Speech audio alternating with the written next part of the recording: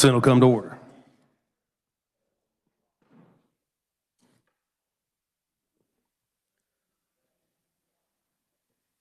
Senators will be in their seats, and the clerk will call the roll. Alley. Argabright. Billinger. Blasey. Blue. Bowers. Bowser. Clays from Saline. Clays from Sedgwick. Clifford. Corson. Dietrich. Erickson. Fagg. Fascudow. Francisco. Gossage. Haley. Holscher. Klemp. Cluse. Masterson. Murphy. Owens. Peck. Peterson. Petty. Rose. Reichman. Schmidt. Schallenberger. Shane. Starnes. Sykes. Thomas. Thompson. Titus. Tyson. Ware. Warren. Senators, yes, please rise and give prayerful attention to our chaplain, Cecil Washington.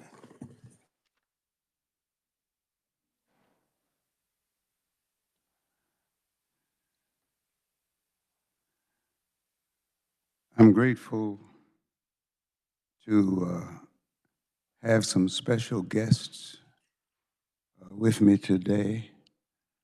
My daughter, Shelley, and my great-granddaughter, Miracle. And a miracle does live up to the meaning of her name. She is into gymnastics, and she just gave me a picture recently of her and Simone Biles. Yeah.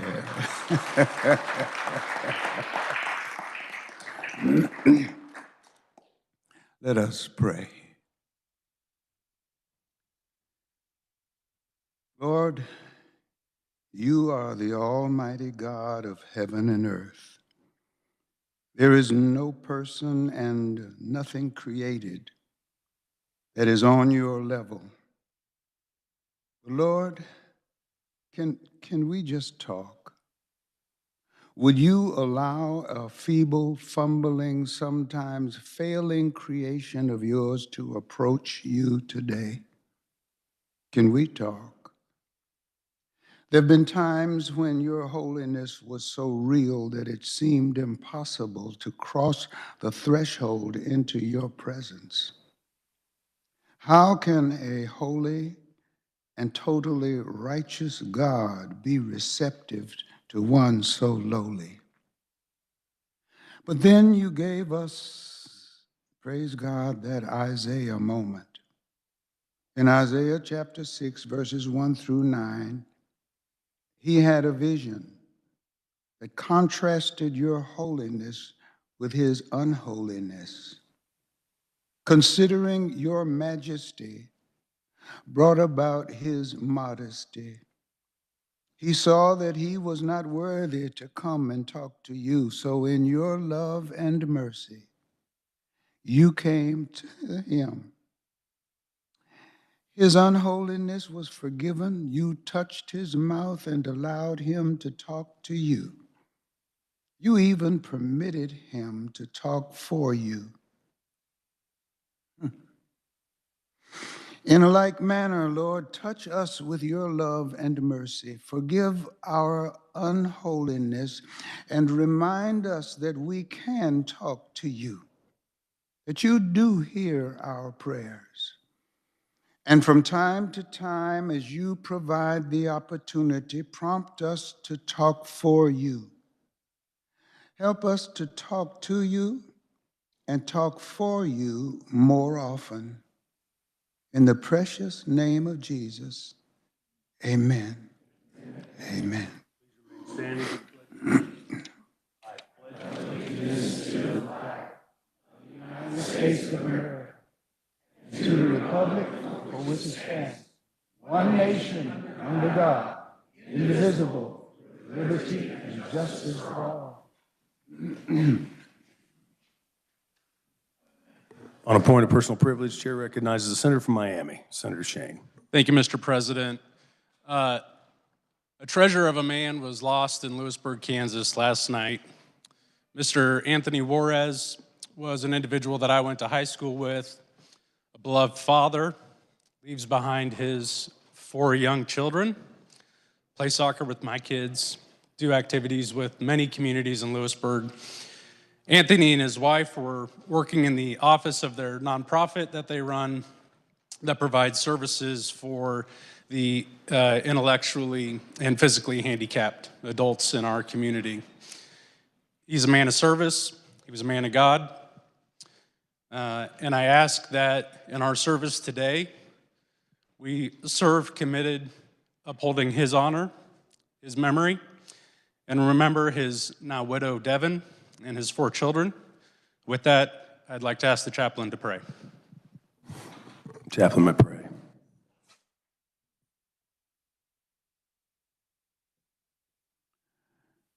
Yes, please join me in prayer. Heavenly Father, we come recognizing that this is a very difficult time for this family. And Lord, we are praying right now for Anthony Juarez, his wife, the 4 kids, all of those that have been left behind. We look forward, Father, to salvation, to the saving of souls by your holy name. We thank you, Master, for the blessed privilege of salvation in the name of Jesus. Amen and amen.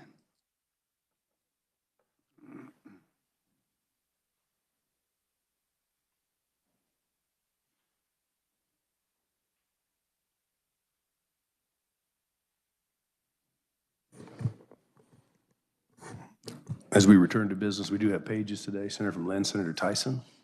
Thank you, Mr. President. I'd like to welcome our pages.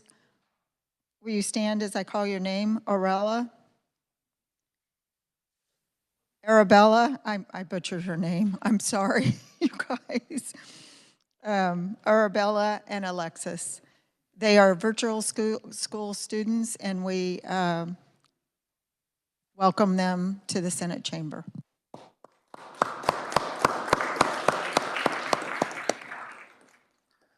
Welcome to the Senate. All right, please note references of bills on page 1 of the calendar. Conference committee reports. Chair recognizes Senator from Saline, Senator Clays on SB 14. Thank you, Mr. Chairman. SB 14 is the continuing appropriation bill. In conference, the language requiring a veto and the sustaining of a veto, as well as the suspension of compensation, was removed. A repeal date of July 1st, 2030 was added. This bill passed 31-8 in the Senate and 81-41 in the House. I move that the Senate adopt the conference committee report on SB 14 and stand for questions. You've heard the motion. Are there questions? Seeing none, we will hold for final action. We will now move to motions to concur. And Senator from Sedgwick, Senator Erickson. Thank you, Mr. President. Senate Bill 78 is the bill that allows for accrediting for post-secondary institutions from any agency listed on the U.S. Department of Education's website. The House amended it simply to put that language in reference anywhere in statute that an accrediting agency is listed. And with that, I move the Senate concur in House amendments to Senate Bill 78, and I will stand for questions. For the motion on 78, are there questions? Seeing none, we will hold that for final action as well. We're now ready for final action. On this roll call, we will take the following: the conference committee report on SB 14, the motion to concur on SB 78, Senate Bill 69, House Bill 2046, 2048, 2068, sub for House Bill 2102, House Bill 2107, 2185, and 2312. Clerk will read the titles. Senate Bill number 14, an act concerning the state budget. Senate Bill number 78, an act concerning education. Senate Bill 69, an act concerning economic development. House Bill 2046, an act concerning insurance. House Bill 2048, an act concerning insurance. House Bill 2068, an act concerning licensure compacts. Substitute for House Bill 2102, an act concerning school districts. House Bill 2107, an act concerning utilities. House Bill 2185, an act concerning education. And House Bill 2312, an act concerning crimes, punishment, and criminal procedure. Clerk will call the roll. Alley. Argabright. Billinger. Lazy.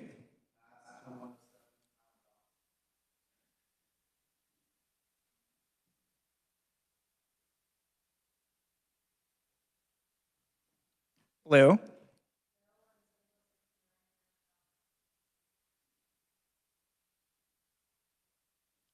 Bowers. Bowser.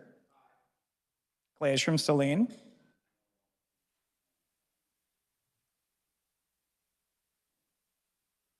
Clays from Sedgwick. Clifford.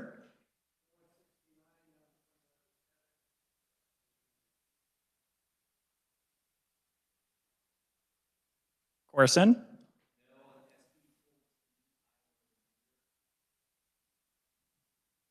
Dietrich. Erickson.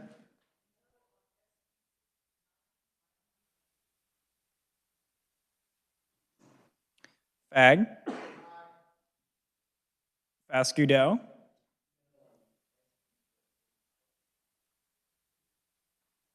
Francisco.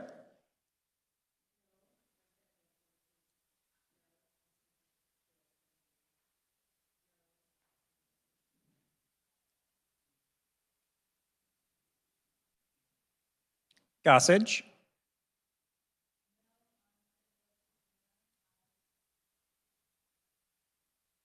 Haley.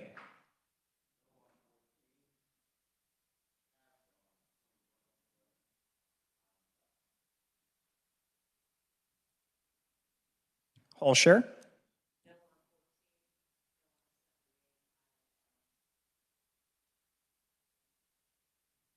Klemp.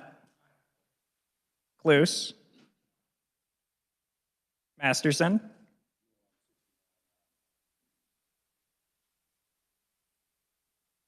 Murphy.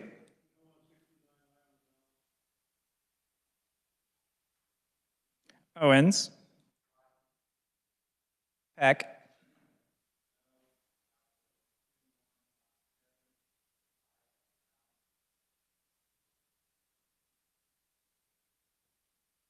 Peterson.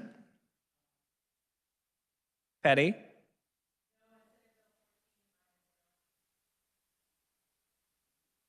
Rose. Reichman. Schmidt.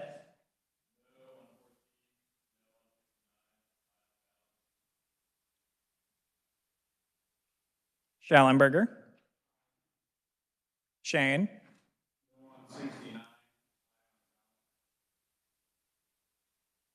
Starnes. Sykes.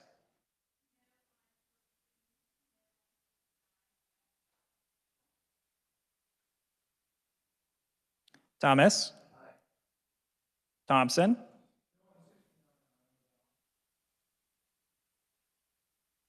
Titus.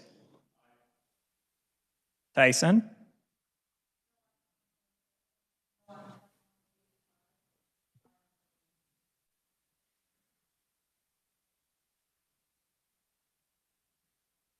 Where?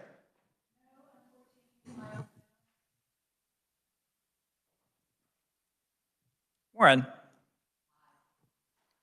Has every senator had an opportunity to vote? Does any senator wish to explain their vote? Senator from Finney? Sorry, Mr. President, I'd like to change my vote.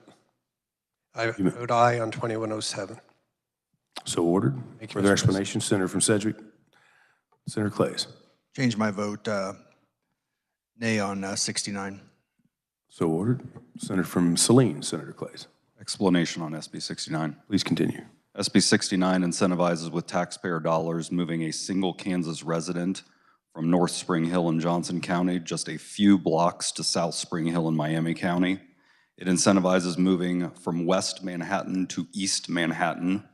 It incentivizes moving a Kansas resident from Salina to Abilene, Leavenworth to Atchison, Hutchinson to Newton, or Riley County to Junction City.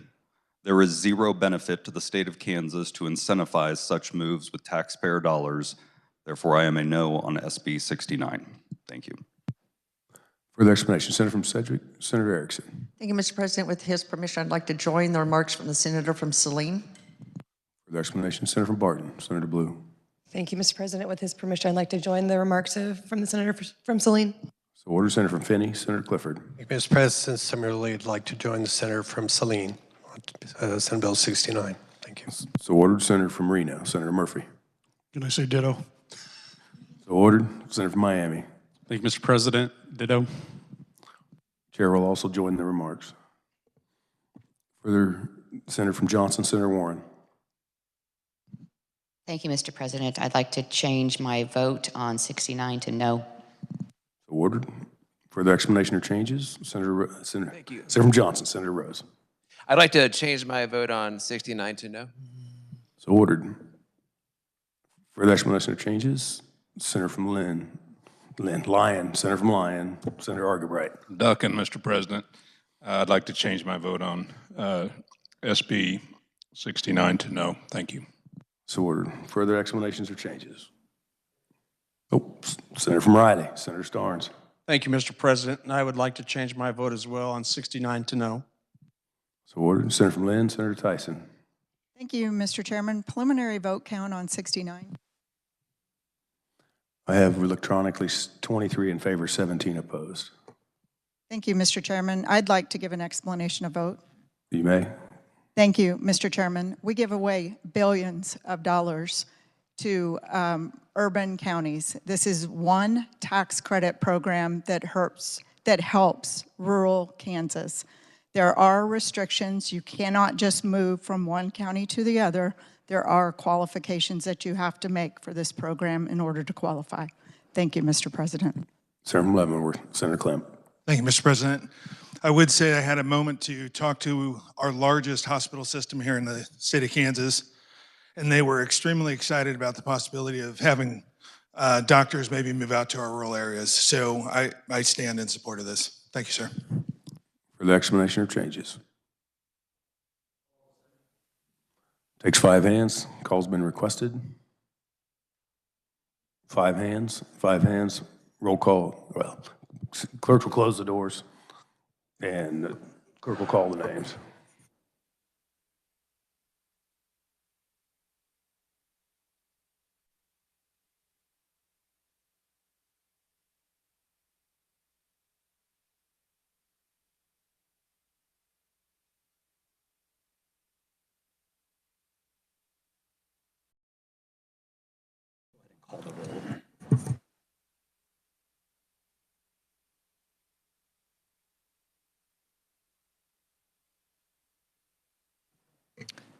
Lazy.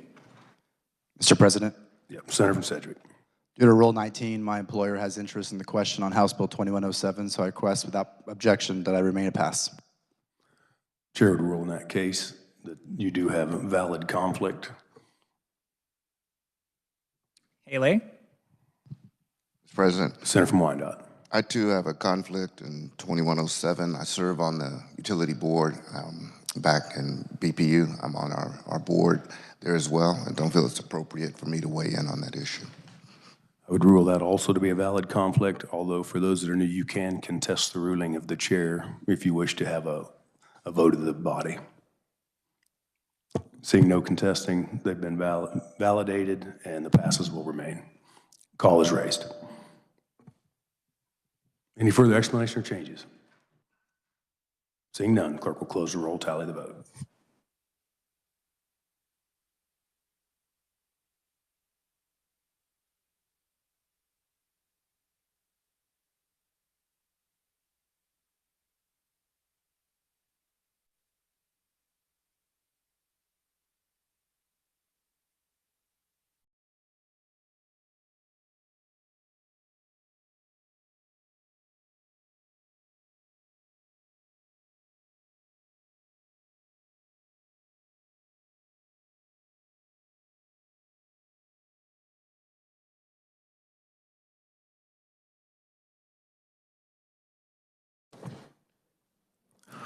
with 31 having voted in favor and 9 opposed to the passage of Senate Bill 14, 23 in favor, 17 opposed to Senate Bill 69, 38 in favor, 2 opposed to Senate Bill 78, 40 in favor and none opposed to House Bill 2046, 2048, 2068, 2102, and 2312. 36 in favor, 2 opposed to House Bill 2107, 39 in favor and 1 opposed to House Bill 2185. These measures having received their constitutional majority are hereby declared passed. Chair recognizes the Majority Leader from Sedgwick, Senator Blasey. Thank you, Mr. President. I move the Senate resolve itself into the Committee of the Whole for consideration of bills on the calendar under the heading of General Orders. For the motion, all those in favor say aye. Opposed, no. Motion carries. Chair appoints the Senator from Saline, Senator Clays, to preside over the Committee of the Whole.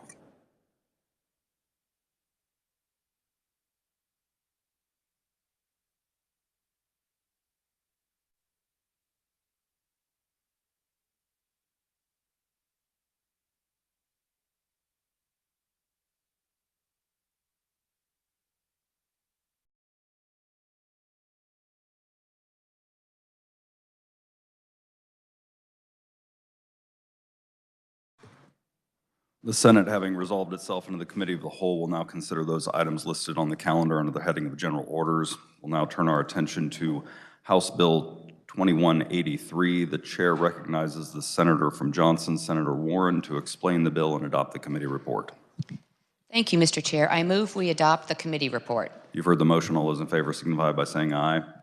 Opposed, nay. Motion carries. Please continue. Thank you, Mr. Chair. House Bill 2183 is a pretty timely bill. It addresses artificial intelligence and the expanding use of AI in visual depictions, and it does create an expanded definition of, especially regarding children, sexual exploitation of a child. And what it does is, I'm getting an echo.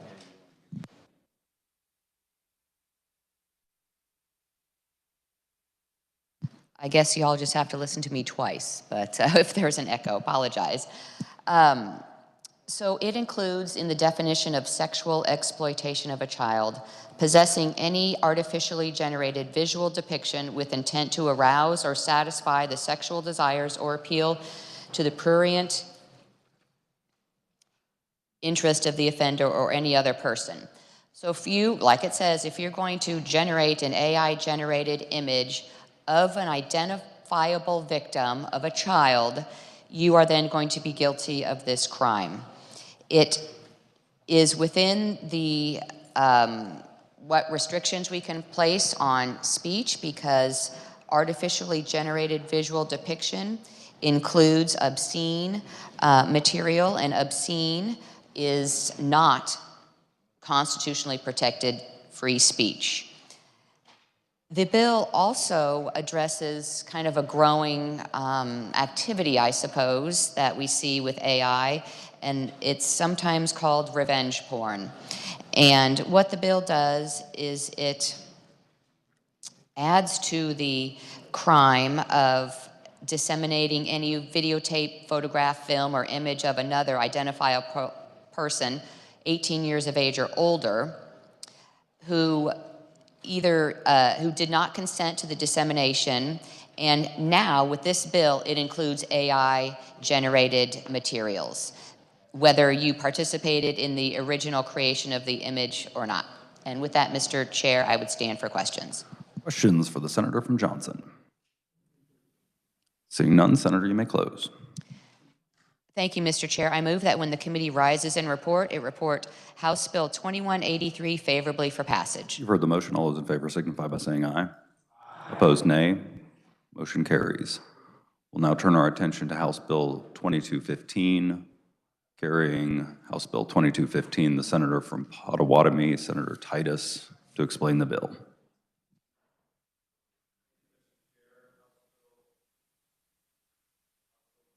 Move 15 deals with the Department of Corrections. It amends the required contribution of the Department of Corrections within the definition of public-private partnership from 25% to 50%.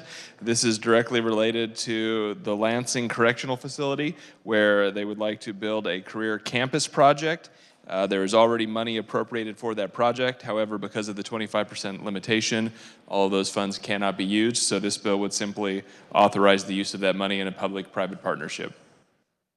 I would stand for questions. Questions for the senator from Potawatomi? Seeing none, Senator, you may close.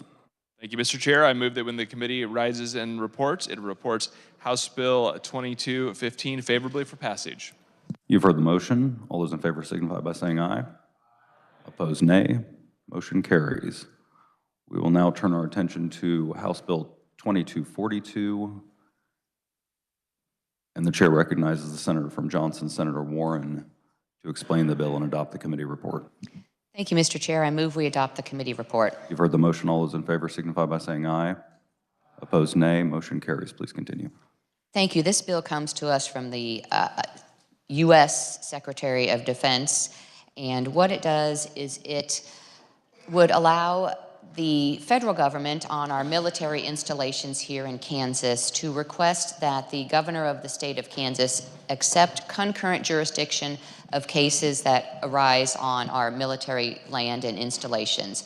Because currently, really, there's no federal juvenile offender statute or code, and so when juvenile offender activity occurs on our military bases, there's no ability to prosecute those types of crimes. So with the bill, the governor would be able to help prosecute those here in the state of Kansas. And the bill does provide that it's a way to help our federal government here on our military bases. There were no opponents, and with that, Mr. Chair, I'd stand for questions. Questions for the senator from Johnson? Seeing none, Senator, you may close. Thank you, Mr. Chair. I move that when the committee rises and report, it report House Bill 2242 favorably for passage. You've heard the motion. All those in favor signify by saying aye. Opposed, no. Motion carries. Moving now to House Bill 2110. The chair recognizes the senator from Butler, Senator Fagg, to explain the bill and adopt the committee report. Thank you, Mr. Chairman. I move we adopt the committee report. You've heard the motion. All those in favor signify by saying aye. Opposed, nay. Motion carries. Please continue. Thank you, Mr. Chairman. HB 2110 would amend the Kansas 911 Act, which addresses updates to the emergency communication services. This bill removes the requirement that the state 911 board contract to the local collection point administrator for services. This bill also reschedules with certain 911 funds would be established and money transferred to the state treasury. The bill requires an immediate transfer to the State 911 Operations Fund on July 1, 2025. HB 2110 authorizes the State 911 Board to make certain annual transfers, and the bill removes the 911 fee transfer cap on the State 911 Grant Fund. This bill was introduced by the House Committee on Energy, Utilities, and Communications at the request of a representative of the Kansas 911 Coordinating Council. Proponent testimony was provided by a representative from the Kansas 911 Coordinating Council. There were no neutrals, no opponents. Passed the House 119-0, unanimous out of the Senate Utilities Committee. I stand for questions. Questions for the senator from Butler? Seeing none, Senator, you may close. Thank you, Mr. Chairman. I move that when the committee rises and reports, it reports HB 2110 favorably for passage. You've heard the motion. All those in favor signify by saying aye. Opposed, nay. Motion carries. Turning our attention now to House Bill 2116. The chair recognizes the senator from Cloud, Senator Bowers, to explain the bill. Thank you, Mr. Chairman.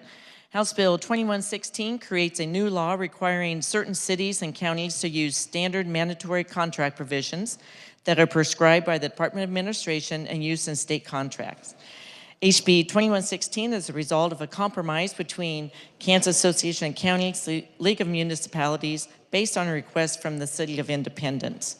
The bill will incorporate provisions from Department of Administration Form 146A into all contracts entered by cities of the second and third class and counties with a population under 35,000. Form DA 146A is used for all state contracts and would be used by smaller cities and counties that may not have the negotiating leverage of larger cities and counties. Larger cities and counties can still use the form if they choose so, but are not required to do so under this legislation. Some counties actually use a modified version of DA 146A that they have tailored to their own needs. And they have asked not to be included as they already have their own standard form. It's not exact copy of the 146A. There are 14 counties with populations that exceed 35,000. I'll just read those off here. Johnson, Sedgwick, Shawnee, Wyandotte, Douglas, Leavenworth, Riley, Butler, Reno, Saline, Crawford, Finney, Miami, and Gary. Cali and Fort counties are about 1,000 people away from this threshold. Oftentimes, differences in how contract negotiations are approached and handled emerge between bigger cities with in-house counsel and smaller cities that contract with an attorney. A lot of our smaller municipalities will benefit from this requirement, and our larger local governments that do not need it are not affected by the bill. It will benefit our smaller communities, those with less resources and less bargaining power, to keep some harmful provisions out of contracts. There are two proponents, one neutral, which was a League of Municipality who now supports the bill in its current form. In 2024, a similar bill was introduced. At that time, the counties requested an amendment which took care of the concern of larger local governments and allows for flexibility in counties that exceed the population threshold of 35,000. This became House Bill 2116. It passed the House 119-0, and we sent it out unanimously from the committee and was placed on the consent calendar until we discovered a date incorrect from last year's bill, which we were modifying for this session. So with that, Mr. Chairman, I do have an amendment. I have turned it in, and it's number 2060. We'll pause while that is passed out. And as it's being passed out, it's very simple. It changes on line 1, on page 1, line 16, by striking 24 and inserting 2025. So a simple date change. Questions on the amendment? Seeing none, Senator, you may close on your amendment. I move my amendment. You've heard the motion. All those in favor signify by saying aye. Opposed, nay. Motion carries. Further questions for the senator from Cloud? Ready for questions. Senator from Sedgwick, Senator Faust-Godot. Thank you, Mr. Chairman. I have a question for the senator from Cloud. If I may, if she would just clarify, so these contracts, are they for federal projects or just local or both? Thank you, Mr. Chairman. Senator from Cloud. Thank you, Mr. Chairman. I would say both. Anytime a contract is needed, they will now need to use this form DA 146A as their contract. Further questions for the senator from Cloud? Seeing none, you may close on House Bill 2116 as amended. Thank you, Mr. Chairman. I move when the committee rises and reports, it reports House Bill 2116 favorable for passage as amended. You've heard the motion. All those in favor signify by saying aye. Opposed, nay. Motion carries. Turning our attention now to House Bill 2280, the chair recognizes the senator from Harvey, Senator Owens, to explain the bill and adopt the committee report. Thank you, Mr. Chair. I move we adopt the conference committee, or the committee report, excuse me. You've heard the motion. All those in favor signify by saying aye. Aye. Opposed, nay. Motion carries. Please continue. Thank you, body. House Bill 2280 as amended would amend the law regarding emergency medical services, EMS providers, and clarify a number of things. First, it clarifies the authorized activities of paramedics, advanced EMTs, as well as standard EMTs. It also allows that emergency medical responders and reduces the operational service requirements for non-emergency ambulatory services, defines public space. So what this also does is it creates a registry for the AED so that when AEDs are placed in a public place, when 911 is called, 911 dispatchers could direct someone directly to that AED within that public building. It also allows for ambulance services, private ambulance services, to operate and not be required to fulfill the 24-hour requirement for interfacility transfers when you're just transferring from one hospital to another. In addition, this bill amends current law regarding ambulance services in counties with a population of 30,000 or less and allows for there to be one CPR-trained driver and one EMT or higher for that ambulance to roll to a scene and transport a patient. And with that, Mr. Chair, I will stand for questions. Questions for the Senator from Harvey. Senator from Finney, Senator Clifford. Thank you, Mr. Chairman. I'm highly in favor of this bill. One night driving home on my 5-hour trip, I followed an ambulance from Larned, Kansas, 20 miles to the small town of Roselle. Roselle has one EMT and an ambulance. Unfortunately, that one driver, under current regulation by the state EMS board, could not transport that patient. And I said a prayer for that patient, but I'm glad that we're taking action here today in the Senate. Thank you, Mr. Chairman. Other questions for the Senator from Harvey? Seeing none, Senator, you may close. Thank you, Mr. Chair. I would add that there was going to be a technical amendment. Unfortunately, that wasn't done in time, but I believe that's something we can take care of in conference without a problem. So, Mr. Chair, I move that when the committee rises in report, it report HB 2280 favorably for passage. You've heard the motion. All those in favor signify by saying aye. Opposed, nay. Motion carries. Now turning to House Bill 2307. The chair recognizes the senator from Johnson, Senator Gossage, to explain the bill. Thank you, Mr. Chair. Senate Bill 2307 transfers the authority over the prenatally and postnatally diagnosed conditions awareness program from the Kansas Department of Health and Environment to the Kansas Council on Developmental Disabilities. Proponent testimony showed that KCDD has the expertise and resources to facilitate these programs and provide knowledgeable support to these families. Passed unanimously from the House, and with that, I will stand for questions. Questions for the senator from Johnson? Seeing none, Senator, you may close. Thank you, Mr. Chair. I move that when the committee rises and reports, it reports House Bill 2307 favorably for passage. You heard the motion. All those in favor signify by saying aye. Opposed, nay. Motion carries. Now turning to Senate substitute for House Bill 2240, the chair recognizes the senator from Miami County, Senator Shane, to explain the bill and adopt the committee report. Thank you, Mr. Chair. I move we adopt the committee report. You've heard the motion. All those in favor signify by saying aye. Opposed, nay. Motion carries. Please continue. Okay, thank you, Mr. Chair. House Bill 2240. You will notice this looks very similar to Senate Bill 161, which passed this chamber earlier this session. I believe the vote was 30-9 on that vote. Differences in HB 2240 from Senate Bill 161 is that now there is a provision that would allow for consent and approval by the Legislative Coordinating Council when the legislature is not in session. So essentially what this bill would do is that, as amended, the bill would prohibit state agencies on or after July 1st of 2025 from seeking or implementing Medicaid state plan amendments, state demonstration, or waivers under Section 1115 or 1915 of the Federal Social Security Act from the federal government that would expand coverage to any additional individuals or class of individuals, or would increase any cost to the state, and would also provide that they need consent and approval for certain changes to services for persons with intellectual or developmental disabilities. And with that, I would stand for questions. Questions for the senator from Miami. Senator from Harvey, Senator Owens, are you seeking recognition? Senator from Johnson, Senator Holscher. Thank you, Mr. Chair. I do have a question for the gentleman from Miami, if you would stand for it. Please continue. Yes, my question is this.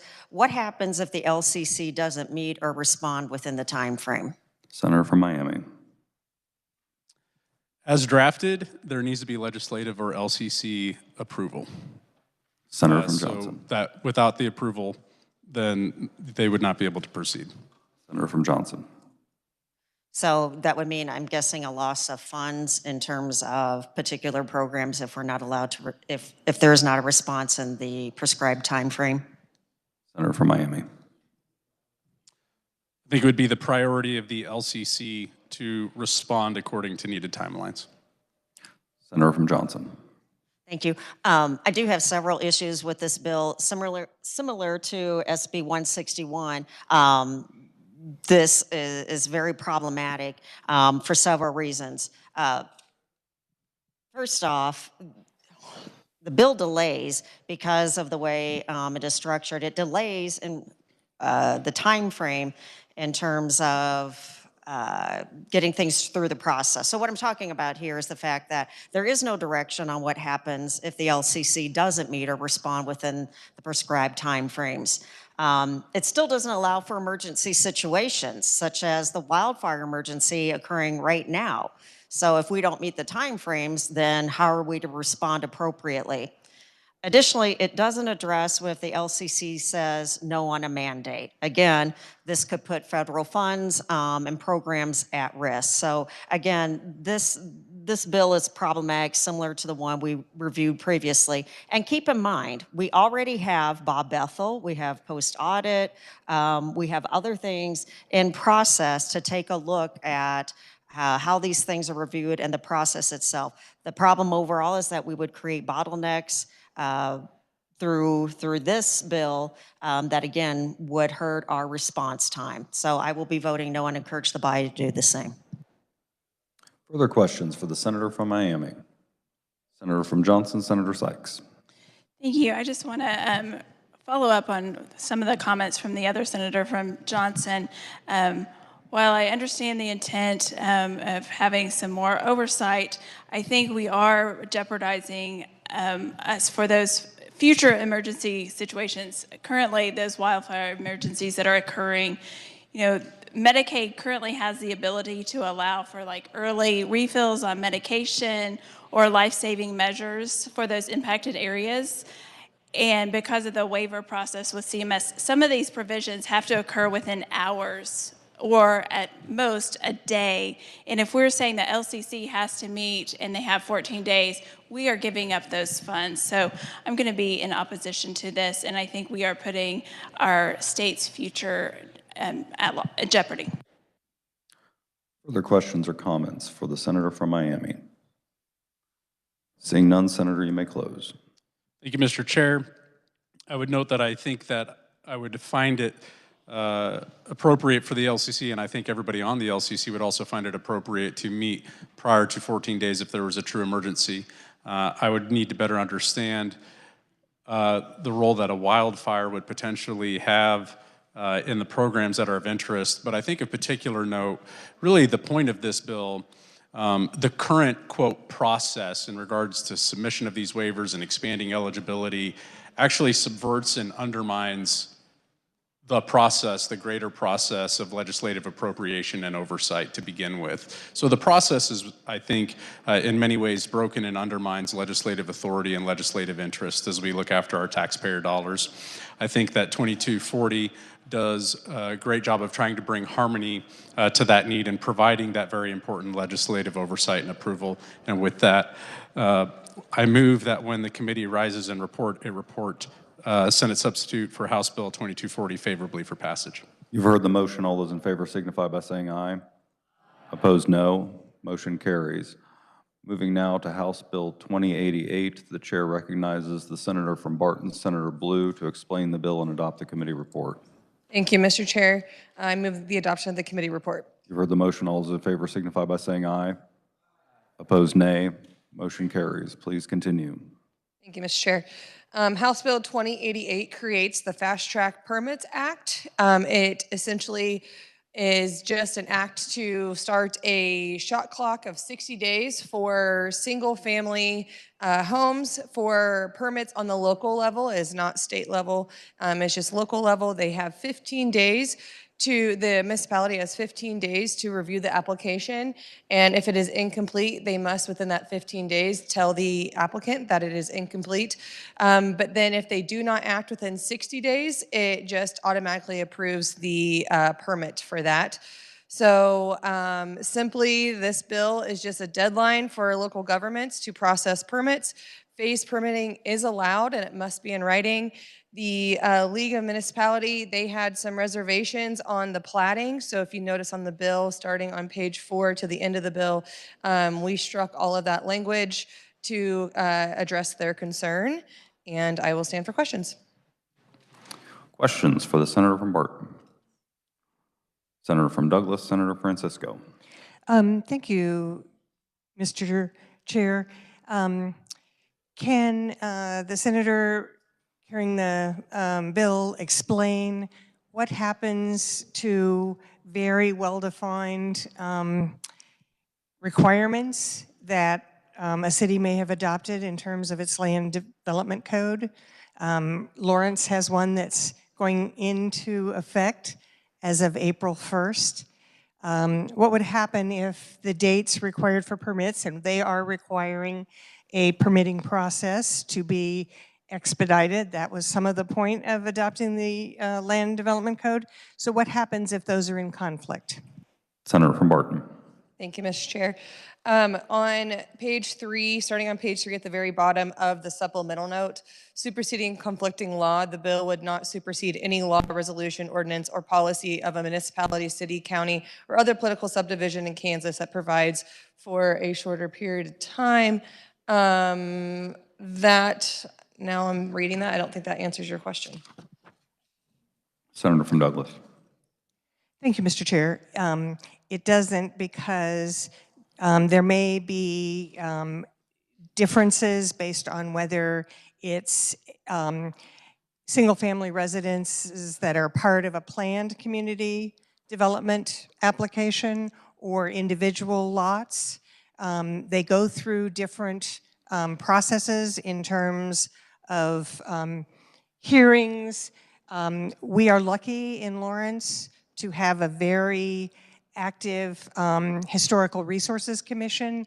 There are times that the community has decided there should be a review by that Historic Resources Commission before an application can be granted.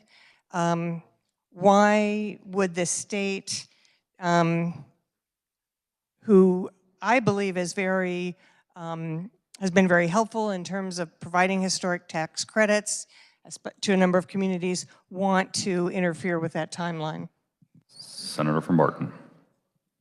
Thank you, Mr. Chair. I am looking over the bill, and there is nothing in the bill that states that. I would question too, I wonder if home rule in that situation would apply. Senator from Douglas. Thank you, Mr. Chair. Would home rule apply if the timeline needed to be extended?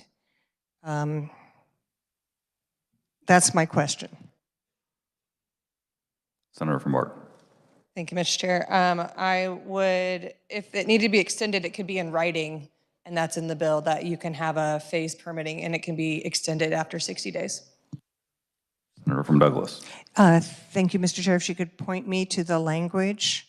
I have the copy of the bill in front of me. Senator from Barton.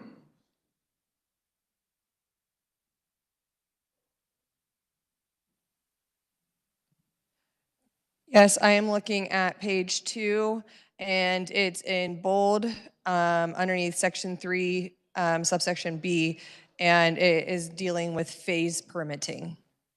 Senator from Douglas. Thank you, Mr. Chair.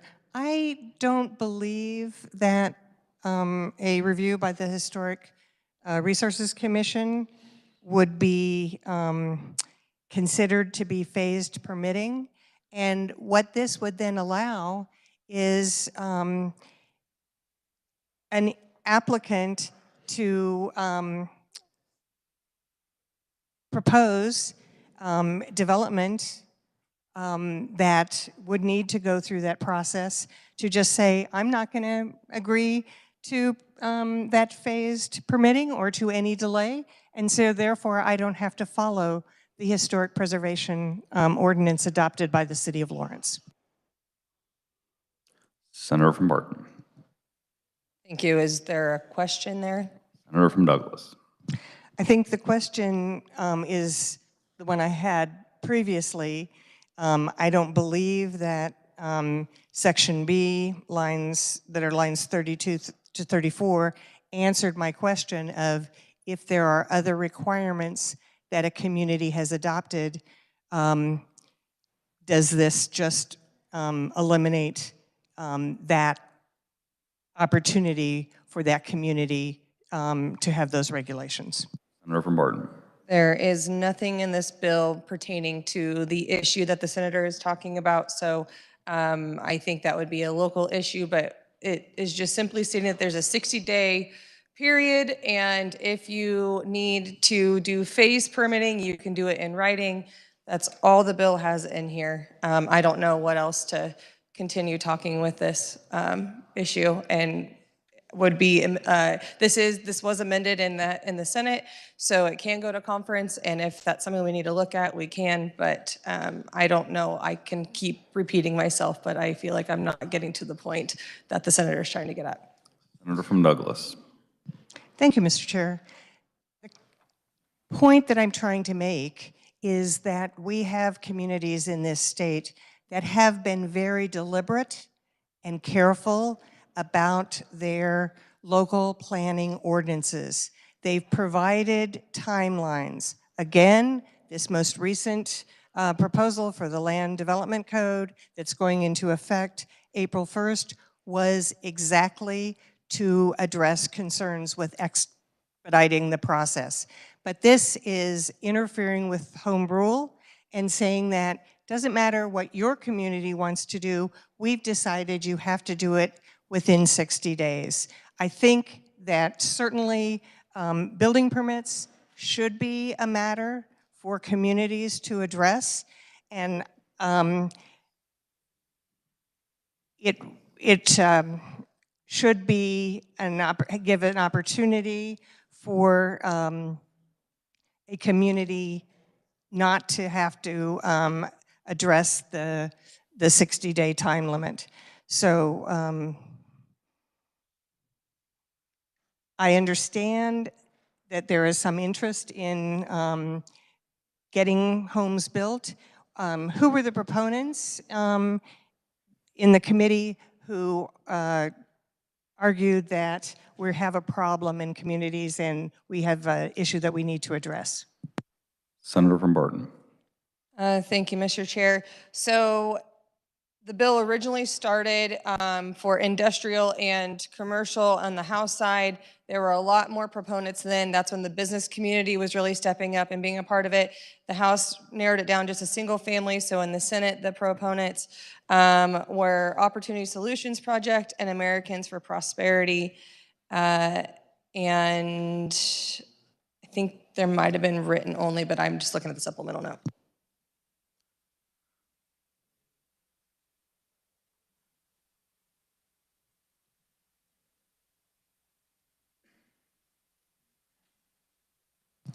I can't find it right now, but those are the two that came and testified publicly.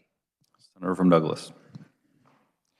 Thank you, Mr. Chair. I would be very concerned if I'm assuming Opportunity Solutions is out of state.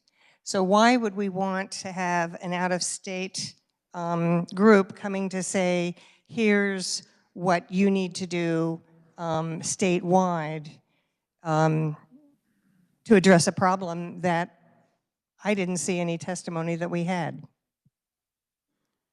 Senator from Barton. Thank you. So they had, Opportunity Solutions Project had their, one of their employees come who is from Kansas, and they also noted that There are states that have adopted similar language: Texas, Tennessee, North Carolina, Arkansas, and Minnesota. I think that when we have groups that are from, we had a Kansas organization come, and we had other groups come, and it shows that there are issues that are not just Kansas specific, and that we can find solutions that other states are doing. Senator from Douglas. Thank you, Mr. Chair. Did the home builders organization or realtors organization express any interest in this bill? Senator from Barton. There was no testimony from them as proponents or opponents or neutrals. Senator from Douglas. Thank you, Mr. Chair. I'm just very disappointed that once again, the state legislature is trying to direct what should be a matter of local control for our municipalities with no understanding of what we would gain, and certainly a recognition that some processes that are happening in communities could be affected. Thank you. Further questions for the Senator from Barton? Seeing none, Senator, you may close. Oh, Senator from Sedgwick, Senator Ware. Thank you. Thank you so much. Yeah, I do have a couple questions. In committee, the folks who testified, how many were there total? Senator from Barton. I was looking at the supplemental note. I'm trying to find the day that we heard the bill. So if you have an idea of what day we heard the bill, I could pull it up on the S drive. But I have a feeling with you being with the person asking the question is the ranking that they're going to have the answer for that as well. Senator from Sedgwick. Well, I don't have the specific date, but my recollection, the senator can tell me if I'm correct, that there were a total of 3 folks who testified on this bill. Senator from Barton. Thank you. I am looking at the day was on March 5th, and I don't have the agenda in front of me, so I don't know who actually came and testified in person and who was written only, but there is 2 proponents, so I thought there was a written only proponent, but there were 2 proponents who came and testified publicly. Senator from Sedgwick. Thank you. And, well, of the 2 or 3, whichever it is, how many were Kansas residents? Senator from Barton. They both were Kansas residents. Senator from Sedgwick. Oh, okay. So the Opportunity Project is a Kansas organization? Senator from Barton. The question was how many were Kansas residents. The person who came and testified on their behalf is a Kansas resident. Senator from Sedgwick. And where is the Opportunity Project out of? Senator from Barton. I am not sure. I'm sure that the senator is going to tell me where they're out of, but they are a national organization. Senator from Sedgwick. Thank you so much. It's my understanding that they're from Florida. I'm also wondering a similar question about the Pacific Legal Foundation, being an out-of-state organization as well. It's becoming a concerning trend that folks from out of state are coming to Kansas and fixing problems that we don't have. There were no specific instances of a problem with the timing of permits that was suggested. No contractors came to talk to us and said, oh my gosh, we've got this problem. There was no indication that we are solving a problem for Kansans, merely that we are fixing a problem that doesn't exist. And so this, and the cost. The cost to the localities. Do you have a sense of what that would be? Senator from Barton. There was not a cost that I could see. I don't know what the cost issue would be for just asking for, or starting a shot clock of 60 days for permitting. Senator from Sedgwick. This, again, is solving a problem that doesn't exist in Kansas. The communities that talked to us or had written testimony in general, that and folks that I have heard from since all say, this is just not necessary. And the other question that I have is this, there's also KDH&E would be losing some authority to monitor the health for Kansans on construction sites with this bill. And frankly, that's a concern for me. I'm wondering if the senator has any comments on that. Senator from Barton. I do not have any comments. KDHE did not testify on this bill. Senator from Sedgwick.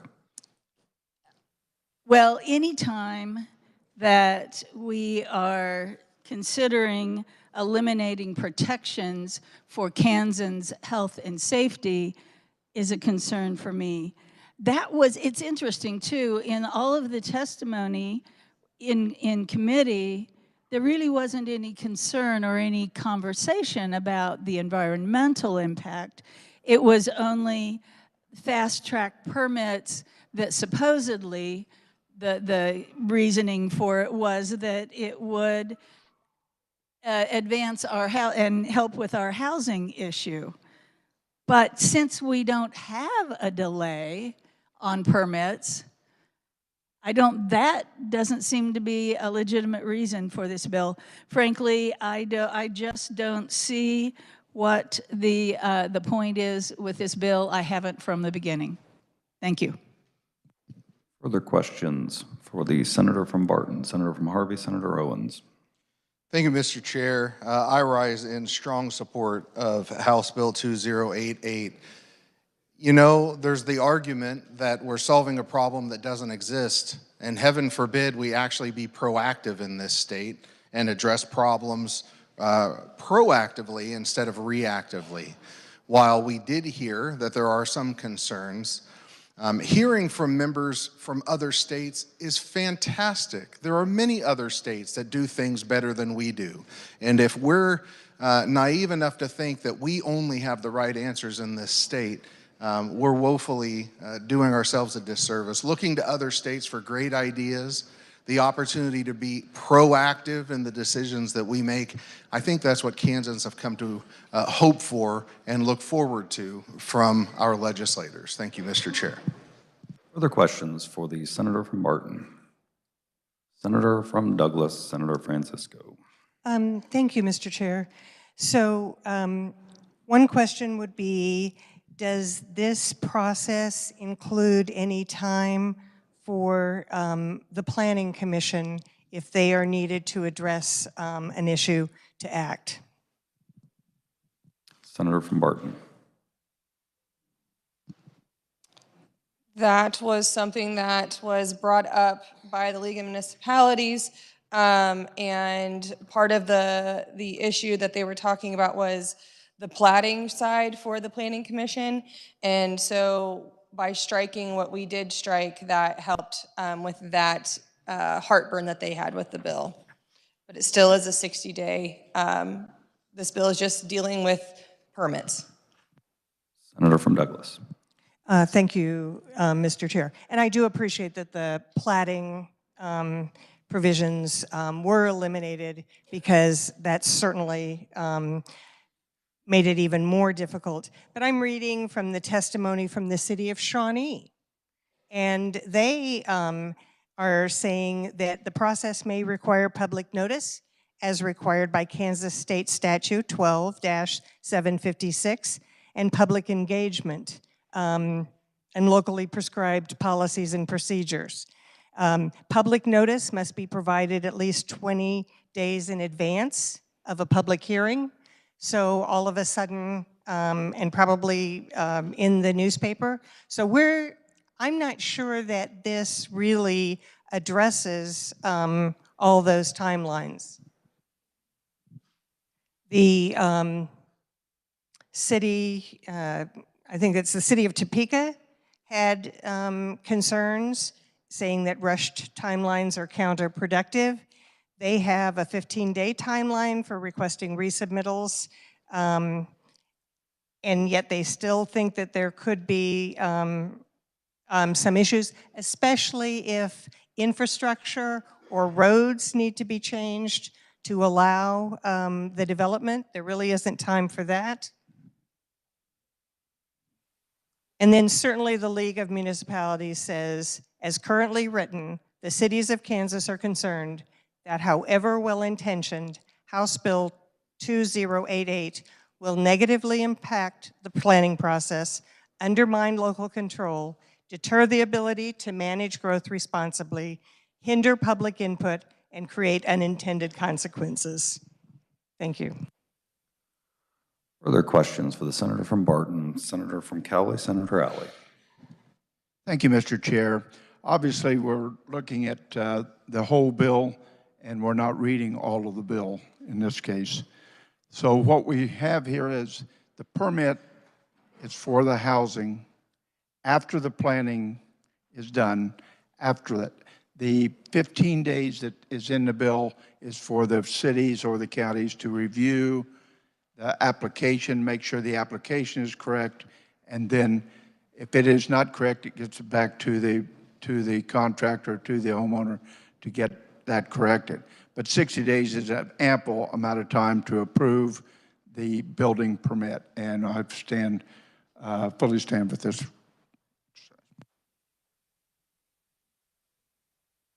Further questions for the Senator from Barton, Senator from Douglas, Senator Francisco. Thank you, Mr. Chair. Was the senator from Cowley implying that I hadn't read my bill? Further questions for the Senator from Barton. Seeing none, Senator, you may close. Thank you, Mr. Chair. I just want to note that this bill was recommended by the Interim Committee on Available and Affordable Housing.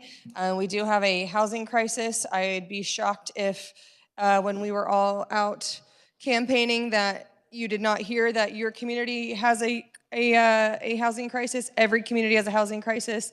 And we did address the League's concerns that they stated in committee, and I want to just reiterate that one more time. So with that, Mr. Chair, I move that when the committee rises and it reports out House Bill 2088 favorably for passage. You've heard the motion. All those in favor signify by saying aye. Opposed, nay. Motion carries. We'll move now to House Bill 2291. The chair recognizes the senator from Harvey, Senator Owens, to explain the bill. Thank you, Mr. Chairman. House Bill 2291, as amended in the House, would create a general regulatory sandbox program within the Regulatory Relief Division of the Office of the Attorney General. So some would ask, what is a regulatory sandbox? A regulatory sandbox is a framework and process for a governing body to identify burdensome rules and regulations while concurrently allowing businesses to innovate and discover new goods and services in a safe environment for customers. And with that, Mr. Chair, I would stand for questions.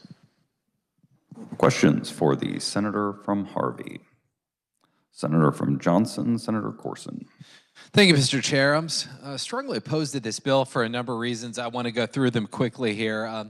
First is that there's really no expertise in the Attorney General's office that they're going to bring to bear on this. They really have no expertise or experience in the area of what laws, rules, regulations, statutes make sense for a new or innovative business to follow and not follow. So we're really asking the Attorney General to do something outside of their purview and for which they have no expertise. And from a government efficiency perspective, this really doesn't make sense, because if you think about it, if you're a Kansas business, you are interfacing with our Kansas Secretary of State's office. That's where you're filing your paperwork and things of that nature. your annual reports, things like that. And then you have the Department of Commerce. Department of Commerce is really our liaison to the business community that helps serve our businesses, helps attract new businesses, advocates for our businesses, manages our incentive programs for businesses. So a business is often going to find itself interfacing already with the Secretary of State's office and the Department of Commerce. And now we're adding to that the Attorney General's office, again, an office that has no expertise or experience in this area. It's ironic that we're debating this bill after having worked on the budget last night, because what you saw in the budget is that you saw that everybody is being asked to do more with less. Across the board budget cuts are what we are projecting for all of our state agencies. Everybody is being asked to do more with less, except for the Attorney General's office. We have seen unprecedented growth in the office of the Attorney General's office, and this legislation purports to give additional new FTEs, one full-time FTE and one part-time FTE, to the office of the Attorney General. And keep in mind, Mr. Chair, as you may know, this is an office that already can't fill existing vacancies that it has. And so we're just going to give them more FTE slots when they can't already fill the ones that they've been allocated. From a policy perspective, so that's the administrative side of this. From a policy perspective, I think this is really problematic because it essentially is picking winners and losers. What you could have under this is you could have a new business that is going to be a competitor of an existing Kansas business. And as long as that new business can say that it's innovative, it's going to be able to go to the Attorney General and say, we shouldn't have to follow all these laws, rules, regulations that our competitors have to follow. My view is what we really need is true regulatory reform in this state. We need really probably a blue ribbon commission to look at all of the regulations we have on our books, to study and remove outdated regulations and regulations that no longer make sense. And nobody would be a bigger supporter of that than me. But if we have laws, rules, regulations on the books that don't make sense for some businesses to follow, they probably don't make sense for many businesses or any businesses to follow. And we need to be providing regulatory certainty. We need to be providing laws that either apply to all businesses or don't apply to all businesses. But this idea of picking winners and losers is just bad administratively, bad policy. For that reason, I am strongly against this legislation. Hope the body will support me in voting it down. Thank you. Further questions for the senator from Harvey? Seeing none, Senator, you may close. Thank you, Mr. Chair. I think it's worth acknowledging that the Attorney General is our chief law enforcement officer of the state, and I'm pretty confident he knows our laws and statutes, and if not, has the ability to understand the regulatory environment very well. I also think that it's interesting, as we're sitting here, we're talking about innovation, we're talking about new ideas. We're not talking about exempting businesses that are already doing something. We're talking about innovation and creating opportunities for companies such as Uber, who had a huge regulatory burden dealing with the taxi industry, to temporarily set aside certain regulations that arguably their legislative body didn't realize were a burden, and allow them to set those aside to innovate, to see if they have proof of concept. I also think it's worth noting that what this regulatory framework does is it allows for this organization to report back to the legislature and say, here are the regulations that we have found that we believe no longer make sense, to allow the legislature to take action on those items. And so, Mr. Chair, I move that when the committee rises and reports, it report HB 2291 favorably for passage. You've heard the motion. All those in favor signify by saying aye. Opposed, nay. Motion carries. Turning our attention now to House Bill 2037, the chair recognizes the senator from Cowley, Senator Alley, to explain the bill. Thank you, Mr. Chair. House Bill 2037 would make changes to the membership of the Council on Travel and Tourism and the Tourism Matching Grant Fund. And this bill would change the council, expand the council from 17 to 20 members by adding 3 members to be appointed by the governor representing these areas: the National Independent Venue Association, the Kansas Museum Association, and the Kansas Sampler Foundation. And these appointments would be from a list of the industries, and they would submit those to the governor. This bill would also make some technical changes in the membership of the, by updating the names of the standing committees. Some of those have changed over the years, so that this updates the membership. And with that, I'll stand for question. Questions for the senator from Cowley? Senator from Sedgwick, Senator Ware. Thank you. I don't really have a question, just a statement in support of this bill. I have been on the Travel and Tourism Council for 7 years now, and I can definitely see the benefit to the addition to 3 more stakeholders. This is such a broad-based collection with travel and tourism statewide and so many different aspects that it will be a real benefit for us to have those 3 more stakeholders involved. And so thank you.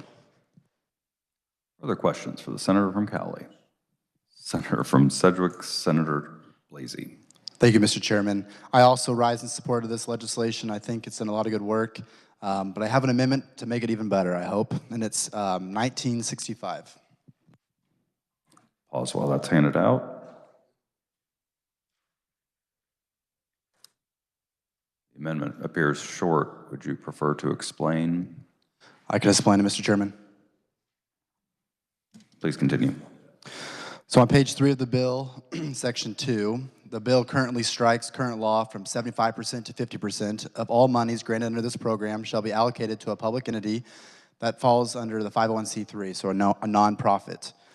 In the year 2024, tourism allocated about $901,000 to 27 projects.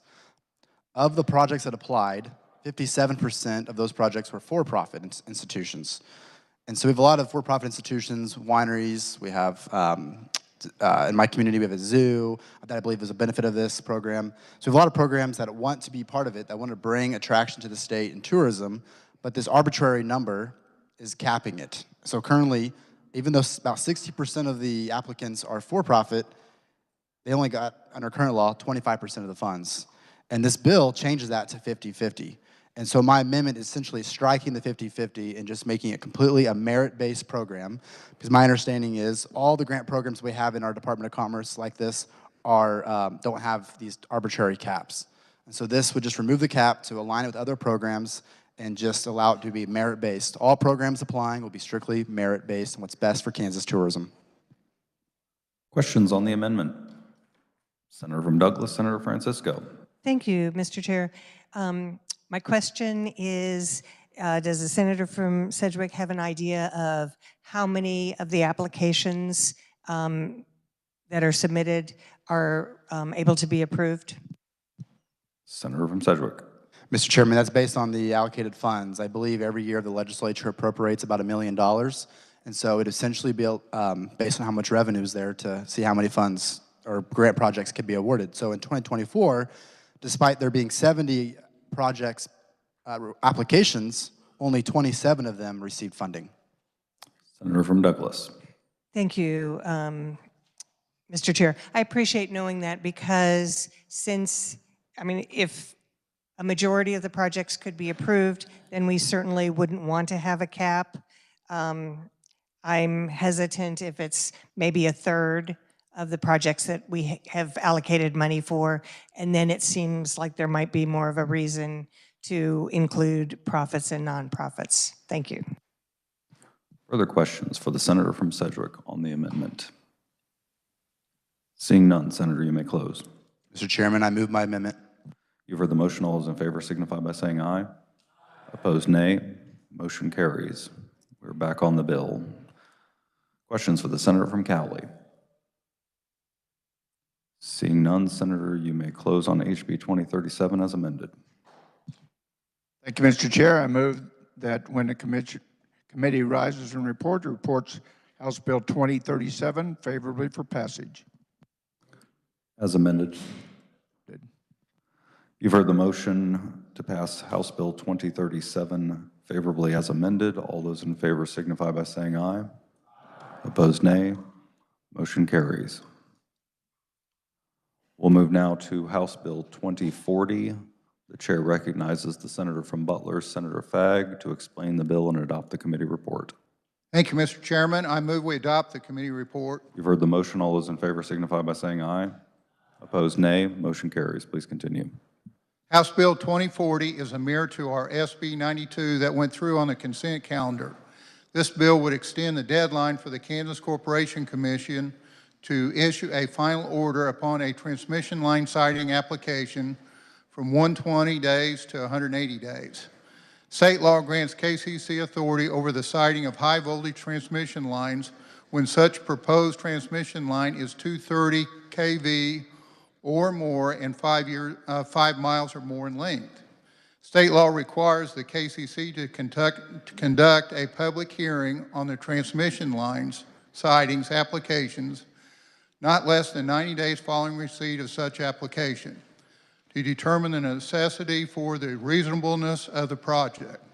The KCC is required to consider the benefit to consumers in Kansas, consumers outside the state, and economic development benefits in Kansas. The KCC believes this change will improve the evaluation of a transmission line siting application by allowing more opportunity for landowner input and involvement in the process. There's no fiscal effect. The proponents was CURB, the KCC, Kansas Livestock Association, Kansas Farm Bureau. Neutral testimony was Kansas Electric Cooperatives and Evergy. There was no opponents. House passed 116-2 and was unanimous out of the Senate Utilities Committee. I stand for questions. Questions for the senator from Butler. Senator from Lynn, Senator Tyson. Thank you, Mr. Chairman. I appreciate the good work of the chairman and the committee. I'm hearing from many constituents and from other people across the state because of high-powered utility lines going in. So because of that, Mr. Chairman, I have an amendment. It's 2094. Bring me a copy. We'll pause while that is handed out.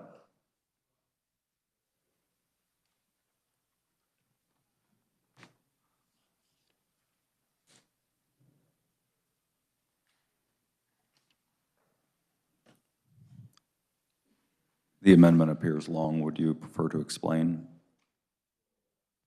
Yes, Mr. Chairman, I would explain. It's actually, well, I'm not going to use the word simple, but what this would do is before any high impact electric transmission line could be approved by the KCC, it would have to come before the legislature for approval, and then the KCC could begin work on the project.